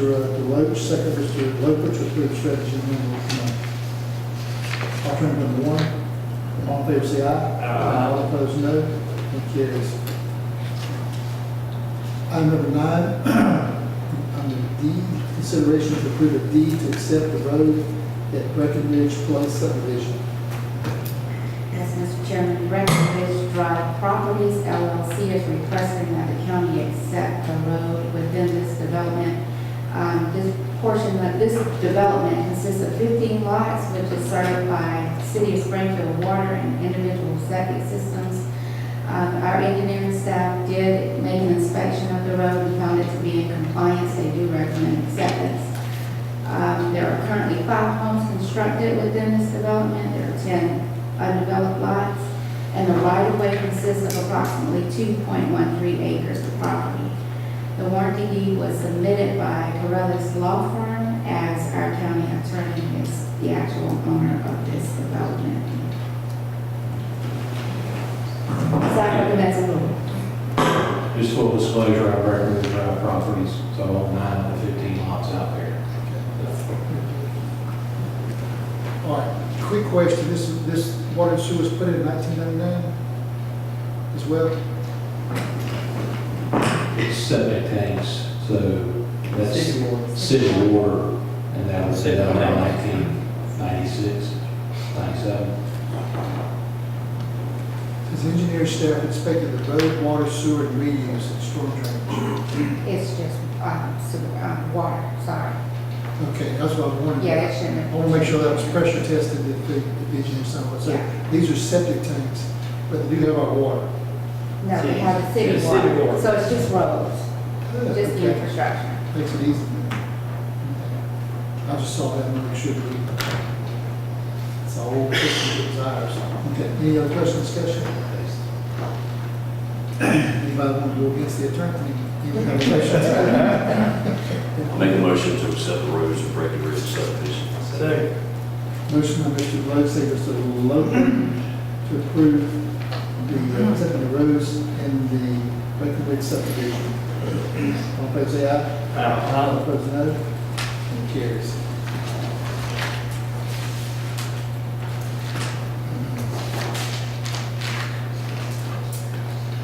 Item number 10, consideration to approve the first reading of an ordinance lowering the speed limits on Stillwell, Sister Ferry, and Cloud Kildare roads.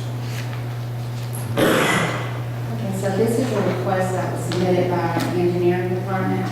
A traffic study was performed on these roads in particular, and they have requested that we lower the speed limits on these roads as follows. Stillwell Fire Road from 55 miles per hour to 45 in both directions from the address of 3725 Stillwell Road to Cooler Road. On Sisters Ferry Road, 55 miles to 45 in both directions from Old Dixie Highway on the Springfield side to Angus Exley Road. And on Clio Kildare from 45 to 35 in both directions from 21 to the west of an address of 6736 Clio Kildare Road. And also on Clio Kildare Road from 55 to 45 west of that same address, 6736, to the area past the curve at 6652. A copy of that traffic study has been submitted for your perusal. Staff does recommend approval of the first reading of this ordinance. What's this have to do with McIntosh, Georgia Power? Nothing. No, It did that's get all, to- that's. We okay, just a second reading on that, That's from the last. That's what I thought, so that Yeah. just, that has nothing to do with that. That's why I didn't read The it. connection was there. That's why I didn't read it. All right, very good. What generated this thing? I'm sorry. Okay. Yeah, I've had some complaints on all 3 sections of the road, so. That's fine. It's good. We'll just want sure we're working. Yeah.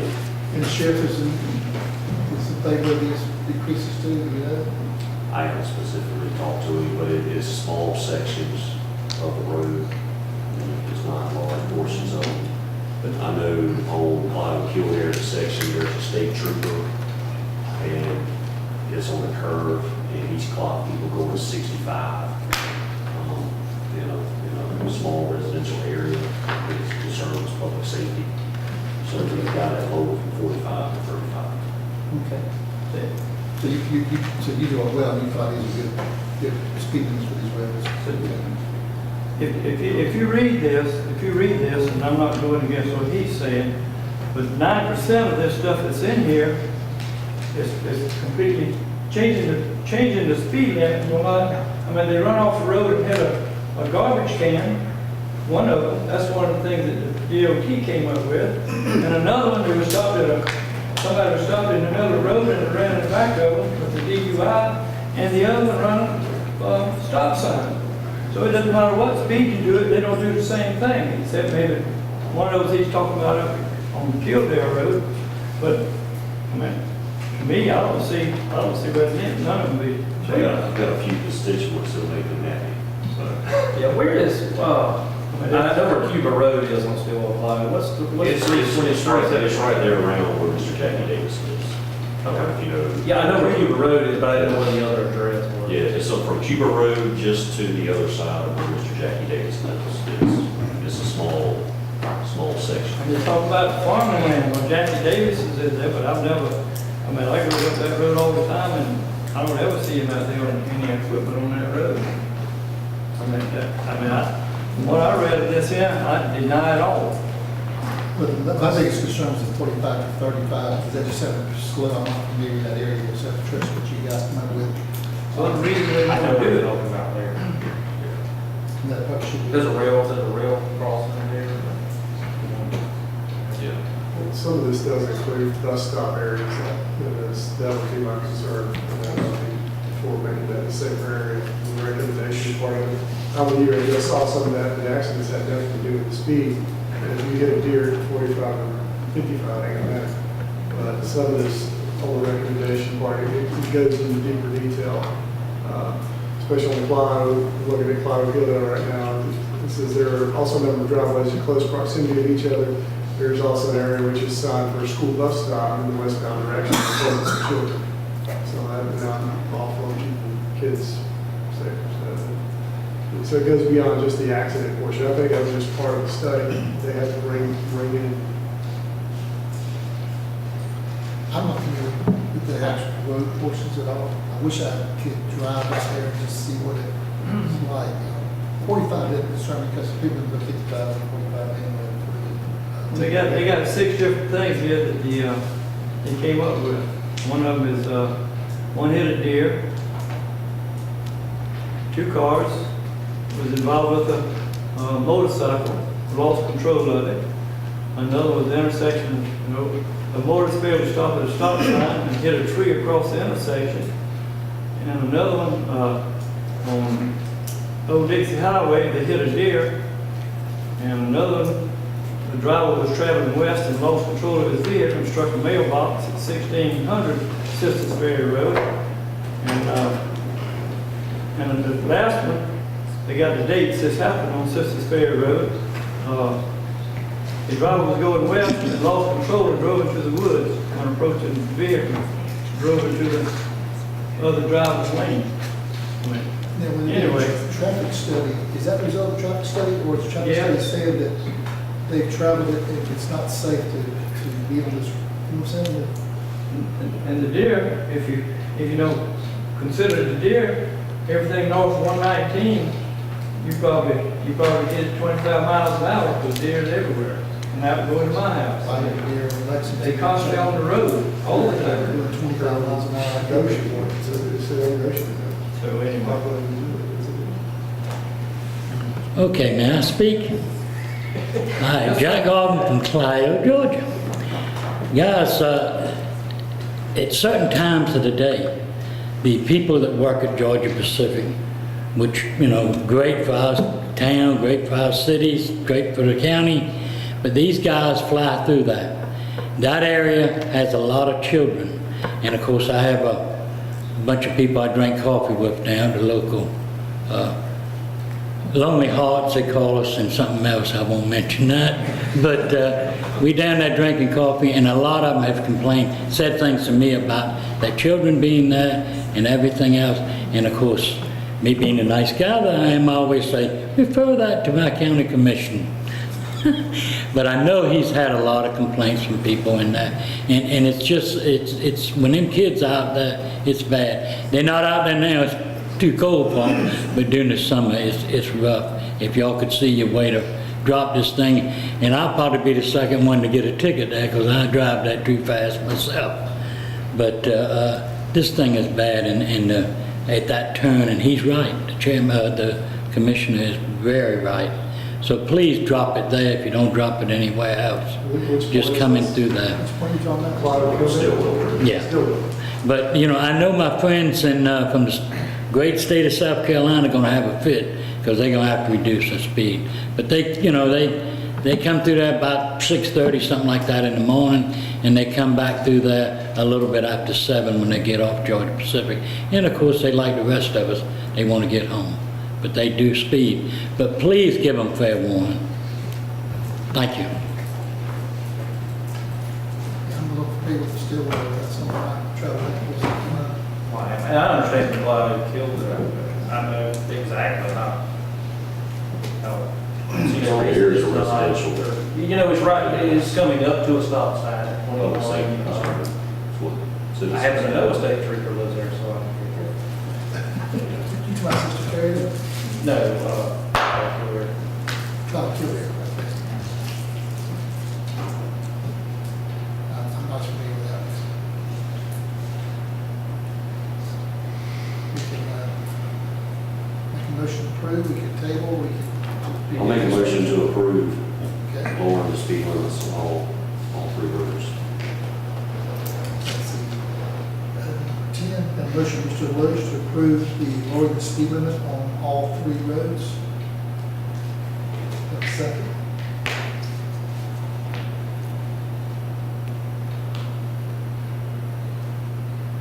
Okay, the motion will. I'll second. Okay, there's a second by Mr. Kiefer. Okay. Is there any further discussion then at the second? All right, we can vote. All in favor of lowering all 3 roads, say aye. Aye. All opposed, no. I just don't think it's necessary, all of them. I mean, I live on that road, I know that they come by my house, but, you know. We'll have 3 ayes with 1 dissenting vote. Mr. Whitman, okay. Very good. So it is approved. The lower speed limits. I assume we put some good signage there. One thing my concern is I don't want people coming through 35 and 746, they get this ticket and you get a name for it. So we need some good signage to let them know that speed limits reduced ahead. What do I do to make sure, what do we do to make sure that happens? So, I don't want no kids, I don't want any kids, you know. I mean, I got grandkids and everything else, but I'm gonna keep my kids off the road, because I know they run by my house 65 miles an hour. well, we got this approved, so Well, actually, this is the first reading, so it still has to go on the 5th for the second Second reading. reading, okay. Actually. I agree with both. I wish this was separated into 3 different ones where we could analyze each one and say, okay, that's the presence of kids, and if there's that concern, but this is just being deers and. I guess what we're saying, we've got an opportunity to try to look at. That's what I'm saying, we have a second reading to go out there and. We can look the ball in the court, we can look at it, Commissioner Bunch, and, hey, this is why, this is over. we'll also need to go out there and look at it too. Official teachers to help those folks. All right, sounds good, that's approved. First reading, let's go to fee schedule, consideration to approve the resolution to amend the Effingham County schedule of fees.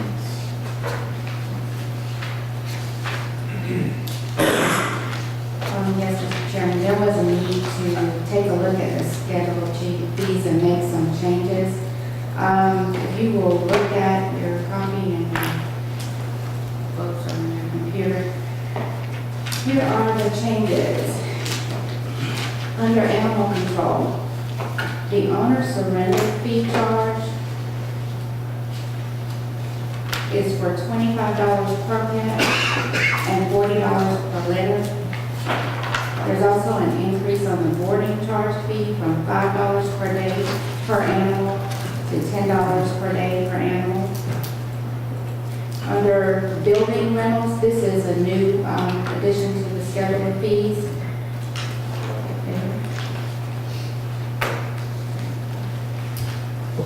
Under building rentals, do we have Yes, I'm on, you may want to move forward as a board, I'm going to recommend we take this, we get one for this reason. Do we have any analysis of other facilities for other organizations? I think one of the things we asked for was, we want to look at our fees, but we want to see what others were charging for comparable spaces and all. Well, we kind of had a discussion about it previously when Recreation Director Morgan came before the board. He discussed what the charges was, what they were charging for the buildings for our recreational facilities. I didn't realize that you wanted. I think we need to know, I would like to know before I approve the fee, if we're way high or way low. It looked low to me for the day, but it may not be. You know, what is Mill Creek doing? What is Rankin doing? What is Richmond Hill? That's a nice recreational program. What are they doing? And another thing I had was fields, was one thing we talked about. Where are the fields ringing? I didn't see them in here. Yeah, that's right. And that was a big one for, I think, many of us, we want to know what's our Morgan Park going to rent for, to rent the whole park, to rent a field or two.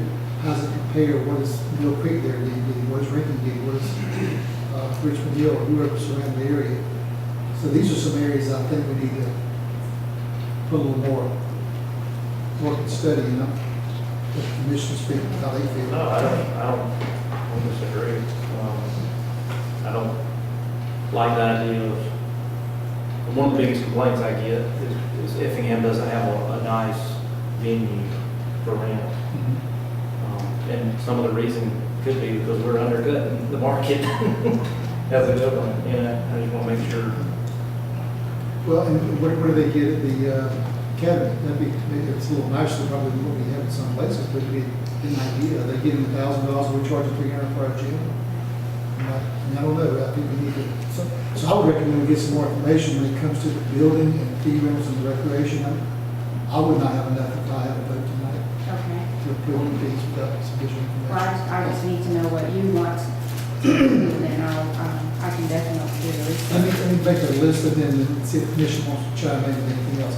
I'd like to know for the buildings, what are some comparables for the square footage for gym rentals and so forth from other agencies. That's really easy to find, I'm sure. And then I'd like to know field rentals. You know, what are we getting, what are others getting for fields, for four-ball field, or complex, an 8-field complex? What do they rent by field? There should be something in the rental fees you would think, if our staff is required. For certain functions, we're gonna have our staff out there to make sure things are okay. If you rent one field, we may not. If you rent the whole ballpark, we're gonna have to have some staff. So the rental will be so much plus so much per hour. Kind of like we do with our sheriff office, we make them pay for coverage like the filming industry. So there just needs to be some more thought, I think, into these recreation buildings and fields that we have so far. Under this animal control, we changed this, I don't know, 4 or 5 years ago.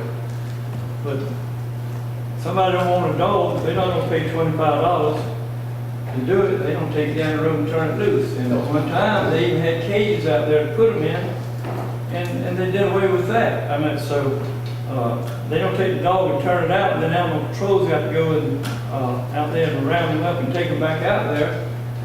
You haven't accomplished anything, so we'll work on animal control. If somebody wants to get rid of a cat, let them take them out there and give them to the animal control, and then they can do whatever they want to, give them away to somebody. But anyway, we've already fought that battle one time. I just thought I'd bring it up. I hear you, I'm kind of with you there. It's a tough one. I mean, you got to know, yeah, I mean, I guess it says animal control, up the actual, the animal control in the field. I got a dog, best dog I ever had, somebody put it out, and I wound up with it. But anyway. Yeah, I have a concern, what's better for our constituents is to allow them to have a place to put a dog so it doesn't become hungry and dangerous and wild if they let it go in the street. Plus, do you want people just euthanizing animals in an inhumane way because they don't want to pay the $25 or $40. So I saw that, I kind of struggled with that. It's really going to be a field of honest people who care about animals, with everybody else on there. there's one thing, and I don't know if we can we approve portions of this and revisit it? Because there's one, and I think it's more of a clerical error in the, Last one, in The water. water use fees. the warehouse. The warehousing, that is clearly just a numerical error. It should have been 1,000. I don't know if we can get that corrected rather quickly. What do you think? I think you can just one item if you wanted to. It was 10 gallons per 1,000, used to be 10 per 100, is that what it was? It'd be 10 per 100. And that's clearly, if you run the numbers, And it's you want to change clearly it to wrong. 10 per 1,000. Yeah, I mean, that's what it was intended to be.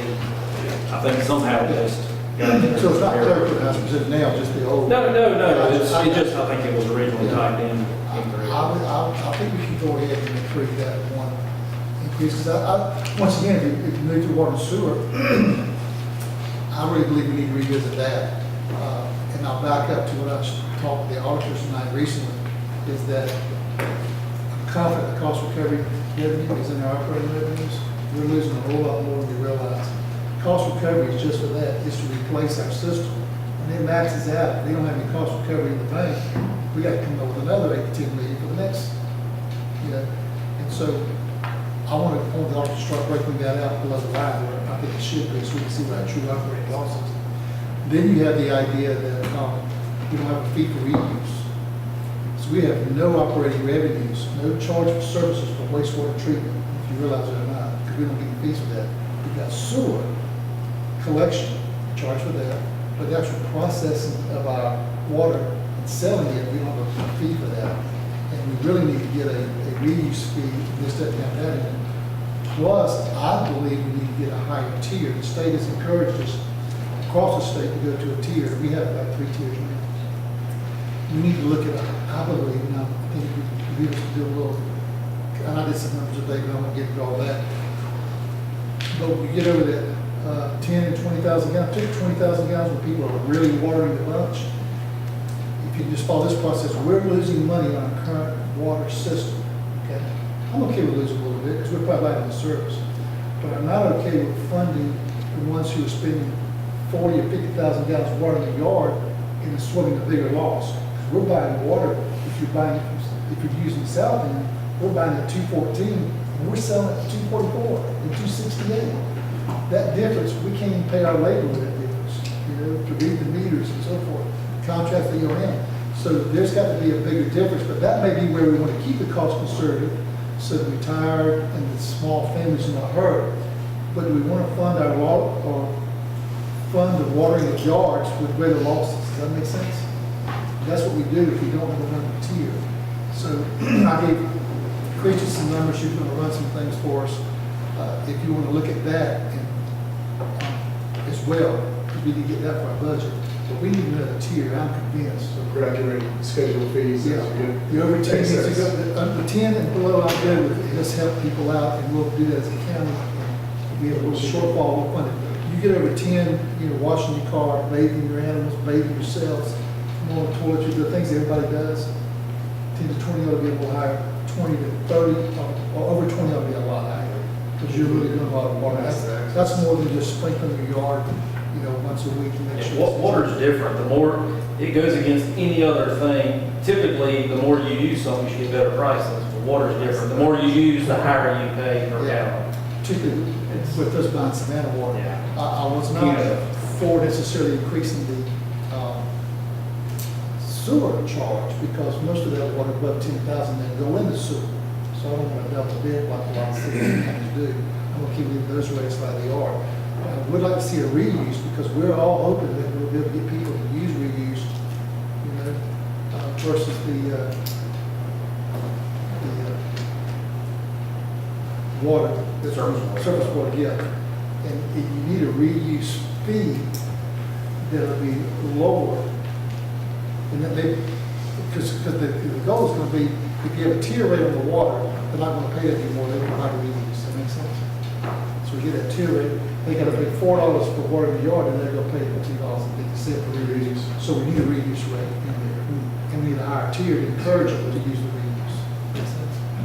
So I would suggest that, and I before I talk to Chris about it, let's look at that. Try to get that approved in the next 30 days, because their budget, they don't even know 45 days anyway. So that was my thoughts on some of the fees. So, and that really is all the changes we've looked at, I think. Stephanie, it's on here, right? We talked about it pretty much. Yes, sir. So if you wanted to approve the warehousing, go ahead and make it better for industrial folks. I leave it up to BOC, it's on general approval. Receive a motion to change the warehousing. Is that a tap fee? What is that? I can't remember. Help me out. Is it ERU? So it's a recovery fee? It's that I particular know line item? I know it's based on ERU, but is it a recovery or a tap Cost fee? recovery. Cost recovery. So we're going to make a motion, then I need a motion to change the warehouse cost recovery fee for water to 10,000, excuse me, to 10 gallons Per 1,000 square feet. per 1,000 square feet. So moved. Okay? Second.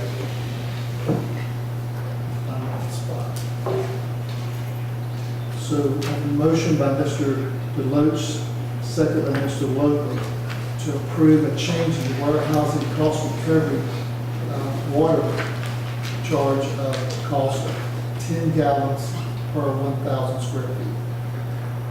And this is going to remain on an upcoming agenda with the additional changes? Does this need second reading as well? Okay, so this will be, on the next one, you'll see the black, it's going to change. Sure, okay. The correct fee schedule. Because I want to continue and make sure we address those other things. Yep. And then hopefully we'll get back in the next, if we can get the recreation and then the water and sewer later, we can do it piecemeal if we have to, so we can better budget. Okay. All right, so we have a motion and a second. All in favor, say aye. Aye. All opposed, no. And we have a change in the fee for industrial. All right, item 12, consideration to approve the consent to assign and assume assumption form to Carolyn Incorporated. Good evening, Fiona Charlton, purchasing agent. The county has a contract 18-010 in place with Carroll & Carroll for the 2018 Elmig work. The project is almost complete. Carroll & Carroll are being purchased by Reeves Construction Company, and as such have requested the county assign the remaining work on the contract to Reeves Construction Company. As the county attorney has reviewed and approved the consent to assignment of contract form, and as no funding is required, staff recommend alternative number 1. You said Carroll & Carroll is being purchased? Yes, sir. Okay. Well, there. Yeah. I'm sure we've used Reeves before, We have. It was, it's also R.B. Baker. Reeves is, they bought out R.B. Baker Construction. Oh, okay. We've used them before, yeah. So we want to make sure we get somebody that's going to do what they're supposed to do. There's, I spoke to Jason from Carroll & Carroll, and as of their proposed closing date of 1/18, the scenario is the only items left incomplete. Reflective pavement markings on half of the roads, signage is in progress, and it may be completed by then. And the solar power light has been ordered and will probably be completed after the closing. Yeah, I didn't see anything said other than delay or extend anything. One question, Carroll, even though they may be purchased, the ownership and those responsible, Mr. Lee, this is for you, do they still have liability if this company is decided to? The new company is going to have the liability. The old company won't have any They will liability? soon be liability. I haven't seen their documents between Carroll & Carroll and the entity that's purchasing them. That's where it would be if you're going to. So we signed this, we're giving up Carroll's liability to us. Okay. You said it's Reeves? I can't Yes. see it on my computer or something. Yeah, Reeves Construction Company. Reeves Construction, yeah. They, That's why it's important to whoever's, taking over for them, that they were comfortable with that entity. And that's why I asked Mr. Charlton about that, this company taking over, and we've had relationships with them in the past and no issues. That was a concern that I had. I don't want to trade somebody good for somebody bad. So I want to make sure Carol would stay behind them because their name, their name like this. And I presume the bonds that are in place are good through the period. Is the documents doing this, I guess, is a buy or a transfer, is that something you could view?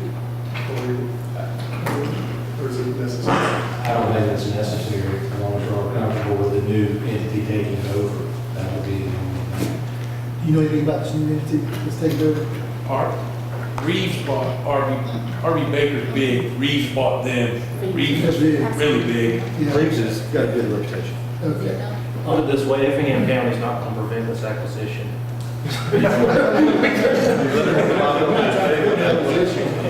Probably Baker did, they did all the rest of it. These two guys know what they're saying as well. They're bigger than either one of these others. They let us down, we know what to do.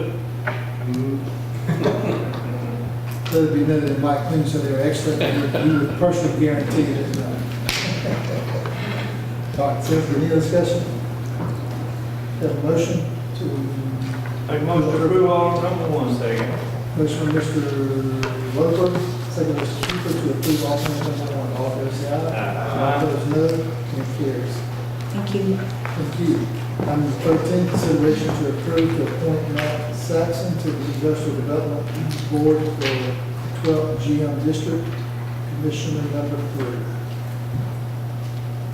You said there's nothing else to add. You said. Okay, we have the name before us. I think this is James District, right? Yes, sir. Do I have a motion? Make a motion to appoint Matt Saxon to the Industrial Development Authority Board for the 12th GM District. Motion by Mr. Deloach, and I'll give Mr. Burdette next, he don't get in there too quickly, so all right, to appoint Matt Saxon to the Industrial Development Board, District, for the Junior District, all in favor, say aye. Aye. All opposed, no. It carries. Last, we have 14, which in addition to it, consideration to approve 2 film locations, which film location agreements with Universal Cable, which is production for filming purposes at the Effingham County Jail and filming along Stillwell Road. You did them no favors. I'm sorry. Yeah, I said you did them no favors, making them last. Picking them away. You gotta get up right in the morning, start filming over the You have the information before you, that you intend to film at those locations. If you look at the agreement, it outlines the terms.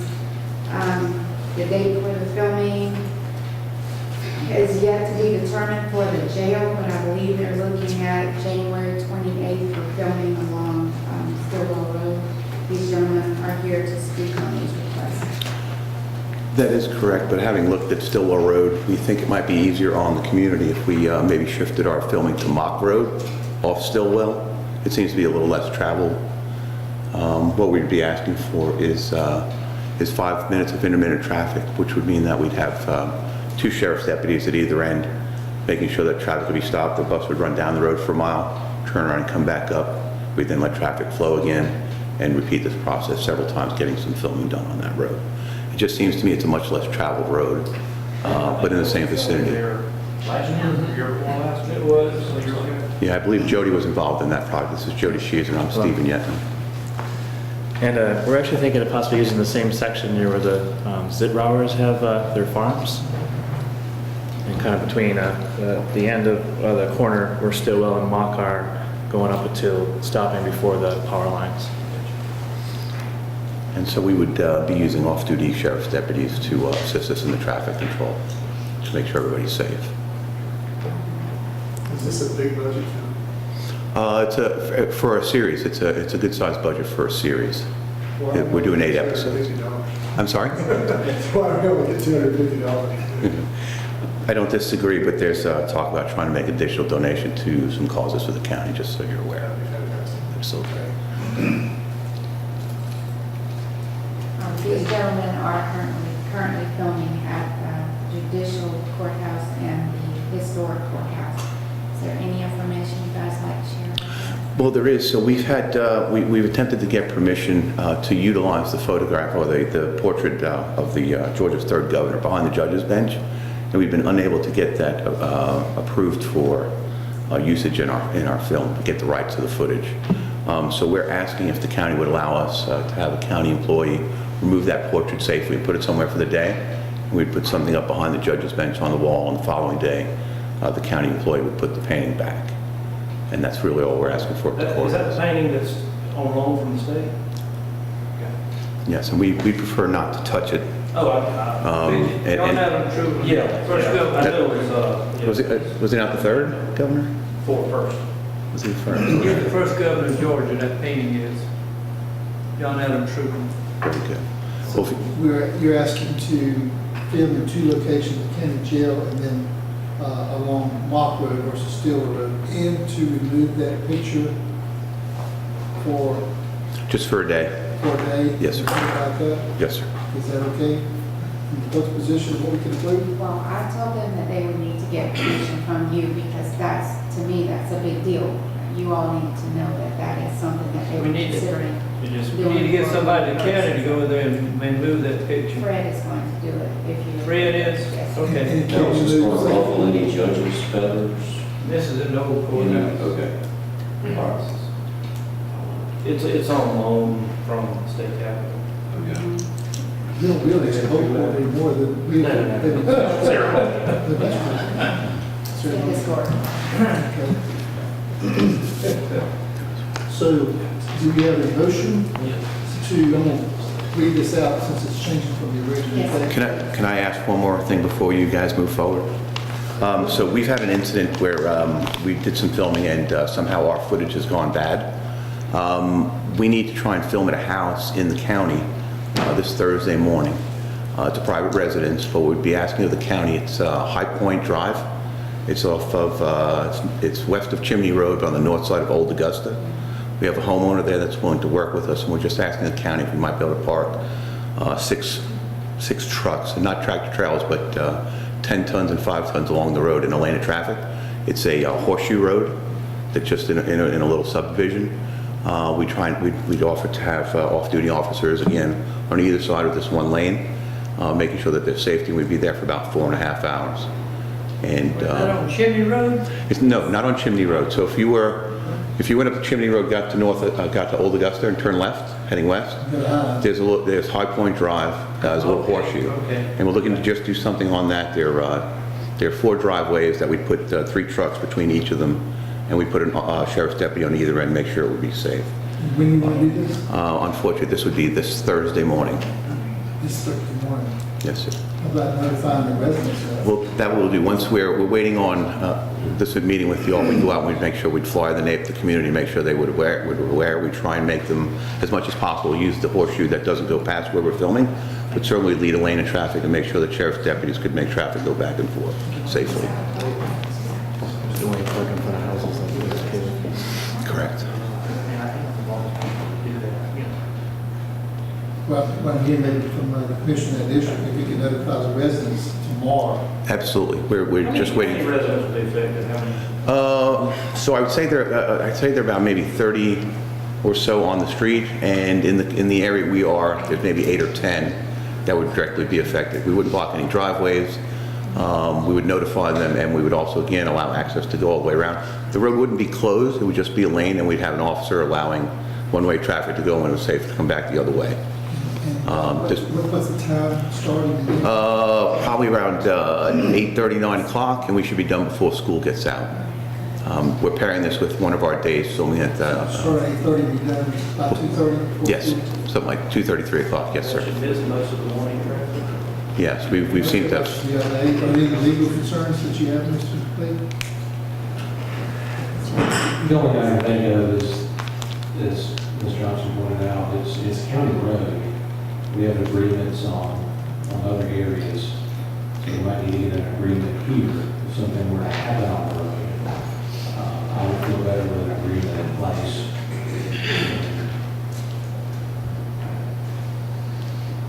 I guess I'm never comfortable with things at the last minute. So I was sharing that concern in and of itself. But I think we need to have an agreement in place if you're going to allow them to do this. They'll need to sign another agreement for that location. Do we have an agreement already prepared to just change the names of the road that can be done? We can do that.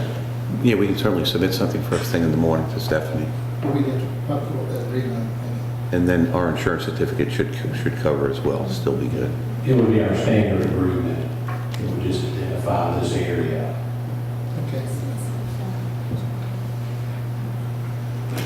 So we do have a standard agreement that you can provide them in a timely fashion to do it Thursday, or do we need to ask them to do it next Thursday now? We can provide it if you're going to approve it tonight. There's definitely we can provide it by. Well, I'm going to state that I think you're looking for, and see if I get it right, and see if we get a motion for it. Can I ask one more question? It's not so much about approval, but it's just about communication with you guys. We're wondering, like, in the interims between the meetings, like the way television often works, things arise very quickly sometimes, and we're wondering how we can update you, like for a request, let's say, to take down the painting, which happened since the last time we saw you, and we're wondering if there's a way to easily communicate that. One of the last times I worked with you guys, there was a gentleman named Toss Allen who you assigned as our person to communicate with. I don't believe he's with the county any longer. So I don't know if there's what might be best to make sure you guys have good information of anything that could arise between when we've spoken to you and asked for permission and the time when something might arise. Mr. Allen is our county administrator, and I would think our administrator or our clerk would be the ones you want to connect with, because they'll have to determine if it needs to be on an agenda item. Some of these things have to be approved. Sure. And planned for. Okay. And I think, Jody, it's good practice. That's why we allow you to go in prior to your filming so that you can see everything and get an idea of what you're wanting to do, so that if there is anything that you need to adjust, move, or take down, or whatever, you can make us aware of that in advance. So when it gets to this stage, we understand everything that's going to need to take place. I understand. There's just a couple things that happen towards the end, that's happened with the painting. Like some of them were asked to maybe change it when we realized that we wouldn't be able to work with the copyright on the painting. Yeah. I don't mind if it's, you may not like to say this, don't mind if we have to add it to the agenda, as long as we have a week or two, we can put it the night off if it's an emergency. We don't want you to come back and spend $100,000 when you can get the paint removed and bring out the crew up here.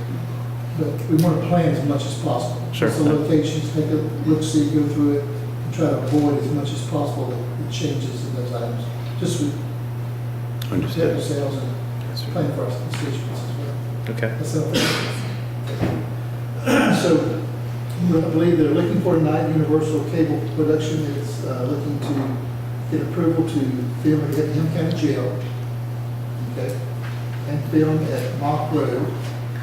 I assume the agreement will show the exact dates, and that's done. Also, to be able to film this Thursday at a resident on High Point Road, subject to agreement that our attorney will provide from 8:30 to 2:30, or 3 o'clock. Yes, sir. We've done by 3 o'clock, so we won't fill the school. Did I miss something? Oh, and in the to have painting. our county Yes. remove the painting for the filming and we'll put it back up.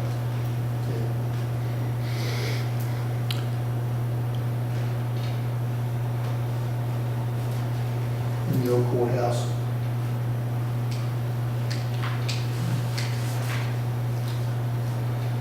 Okay. Do I need to restate that? Is that good enough for a motion? That's great. You got it? Yes, sir. Okay, do I have a motion? So moved. Motion, Mr. Deloach. I'll restate it since the clerk has written it down. Second, Mr. Burdette. All in favor, say aye. Aye. All opposed, no. And it carries. So you need to notify the first of the law about putting the Thursday. Yes, sir. Probably get the So it's a liaison with them, they communicate stuff in. Right now, it's Kevin one. And just for what it's worth, going forward, I'd like to, over the next year, look at our ordinances, because we are designated a film-ready community in the state, and I'd like, we could work on our ordinances where we can address a lot of this on the front end for the film industry. Yeah, I think that's what Jody was attempting to try and do, see how we can sort of streamline it. So I think obviously what y'all are interested in is information. and approval, just make sure someone's not doing anything unhanded or just unreasonable. And we're just trying to look to see how to streamline that, to keep you gentlemen informed, and yet kind of get done what we've been asked to try and accomplish. I found that most people will do what they're supposed to do if they know what to do. Yes, I agree. I agree. All right, thank you. Thank you all very much. Thank you. That concludes our new business. Move to our staff reports.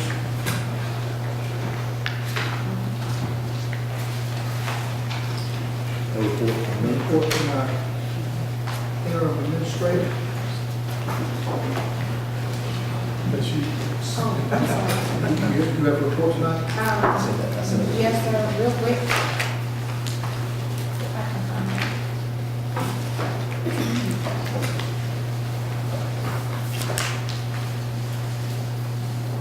This is all included in the packets, which are animal control reports. Lorna has actually put together a report for the year 2017 and 2018, and then she has a separate report for just December of this past year. EOM has provided their monthly report for December. A reminder for those who are attending, Effingham Day is on the 28th of January. Our next comp plan meeting will be on Thursday, February 7th at 10 a.m. For those that were in attendance, I believe the original date was planned for February 4th. It was changed to February 7th. 10 o'clock? Yes. I'm glad you did that. I can be there then. Entering the fourth. 7th is good. Okay. 7th is good. Okay, good. And lastly, the retirement celebration for Ms. Janice will be held here on Friday from 3 to 5 p.m.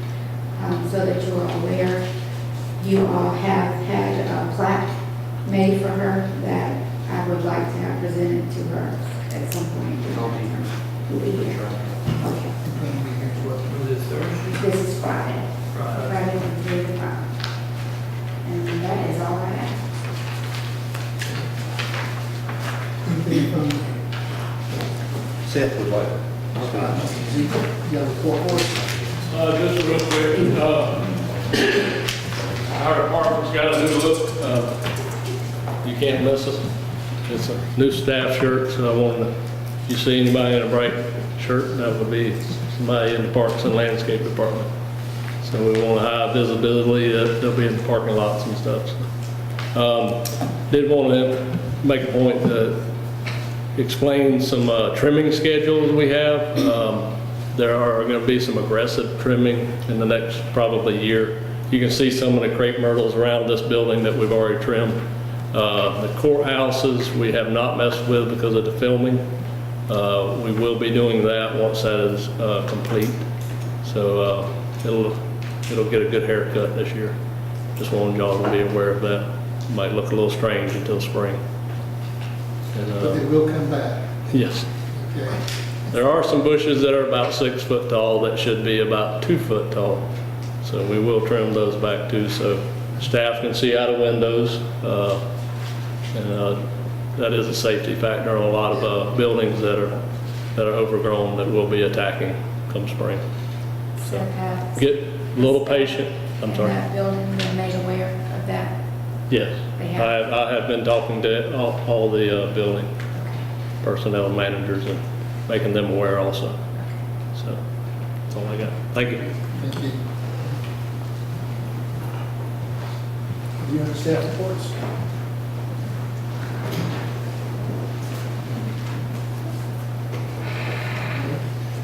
Just make the commission aware, I will not be at the Effingham Day of the Capitol. Normally I'm there trying to help steer the conversations with DOT. We'll have, Russell and Ann and all those there. But I've asked Michael if EOM could be there to help. We got some important things to cover, the parkway and different things, so they'll be there. But the information you guys want to discuss, be ready to go. But we got a whole project list that I meet with them again Thursday at 9. So we're going to be ready for them to present, protect our interest for those that later. Okay? We'll try to get an email out to you maybe what that looks like. Can I stir it up one more time, Mr. Chairman? Jack Garvin, Clio, Georgia. I'm concerned about voting machines. Fellas, this thing is, we have almost 200 machines. Now, you know, we always have to pay extra for all the other stuff that we get with these machines. I really wish y'all would look into this thing, and we're gonna need, the ones I looked at was a pretty good sized machine, and then they had almost a trash can that they would put the ballot after these had been read, and we're gonna have to keep them somewhere. And where in God's name we're gonna keep them is gonna be something else. The other thing is, y'all have had a problem with the people that they hire. Being old as I am, I can speak for old people. We don't like change. And the people that are running these elections are older people. So we may have a problem with any of these people that work for the county should be able to make as many hours as they can. I mean, I'm not saying to get away with it, but this training is going to be really important on these new machines. But please, get with your state legislature and make sure that we've got the money. I mean, I don't know where it's going to come from. It scared me to death. I mean, we're not talking about millions, we're talking about billions. And like I say, the county here, we have almost 200 voting machines. These are a lot of machines, and we've got a tough time if we're going to be ready by 2020. But thank you very much for your time.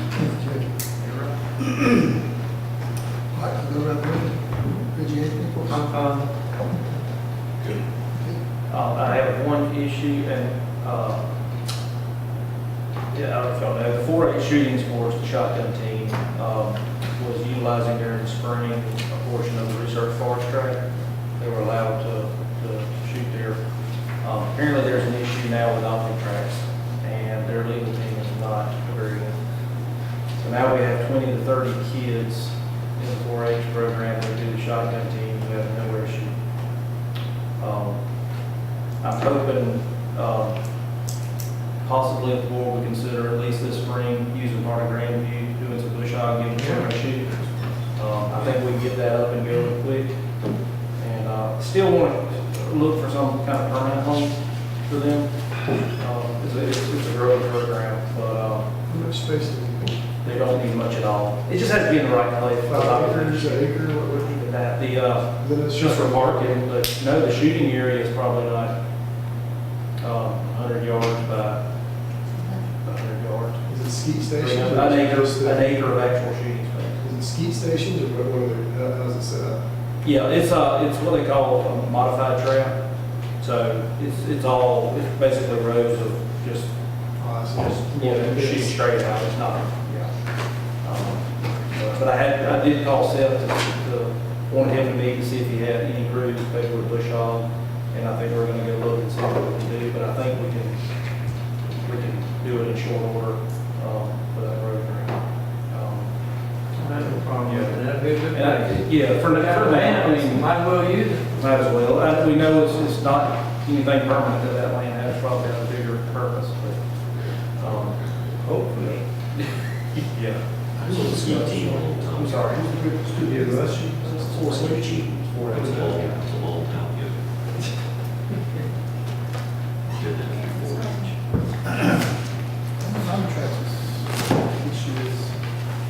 Their legal team, I don't agree with it. It's kind of at least a sour taste. Some people are funny when you mention firearms or shotguns, they think the worst. Anyhow, no, I appreciate it. I'll get with Abby and at the 4-H office. Yeah, I think that should be an idea. Because they actually had they practice every Saturday at 2 o'clock, and Saturday, I think it was Friday, it got canceled because Omni Track was agreed. So,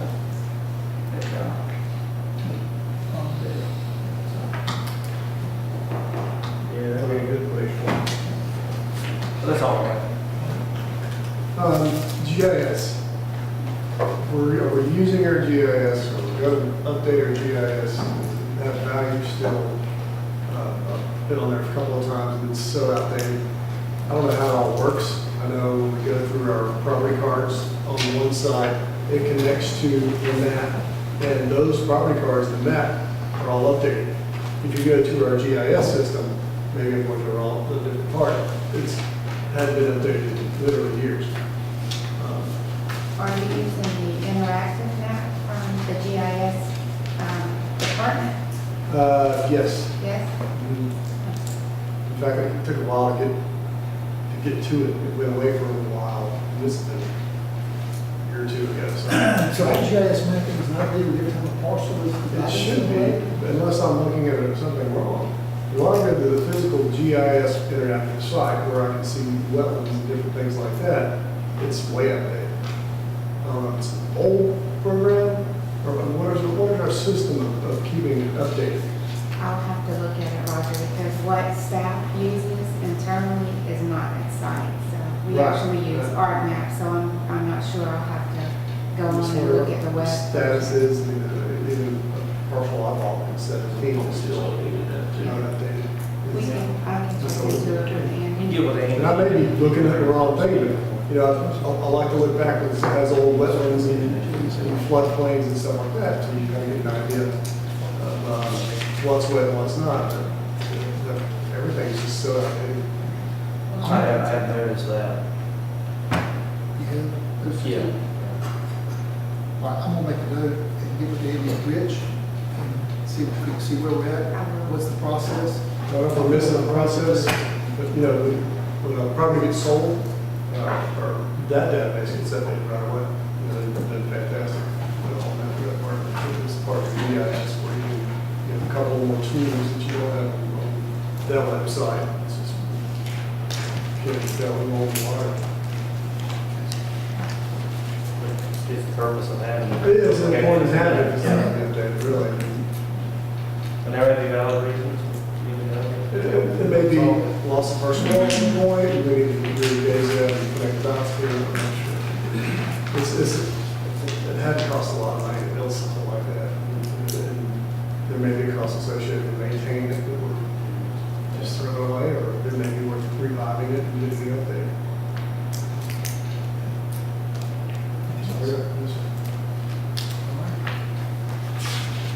Anything, any other business before we close? Let's see, we have discussion, you have any executive session? No, sir. Okay, anyone? All right, no executive session. Consideration to approve December 18, 2018 executive session minutes. Grab them, okay.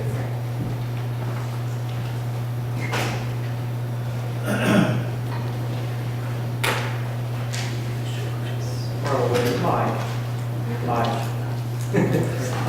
Sorry. Will you see if Clyde would possibly ride by the Grandview site and just check that driveway? It might need just a little touch up. I made a note, we'd be happy to help do some clearing if Seth needs some help, and we've got some, we'll be able to help out. Okay. Yeah, Clyde can get, Okay. we'll get it worked out. And I'll be glad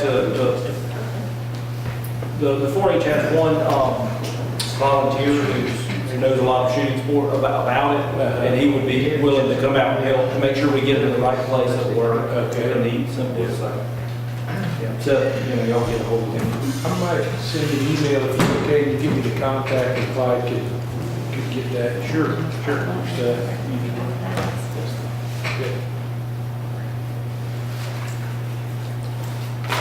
Everyone has the minutes. Read them, I'll entertain a motion to approve the executive session minutes from December 18, 2018. Make a motion to approve the executive session minutes for December 18th, 2018 as presented. Motion, Mr. Blow, second by Mr. Luke, to approve the executive session minutes as presented for December 18, 2018. All in favor, say aye. Aye. All opposed, no. Motion carries. See any other business, so I entertain a motion to adjourn. Make a motion to adjourn. Mr. Blow, second, Mr. Luke, to adjourn this meeting. All in favor, say aye. Aye.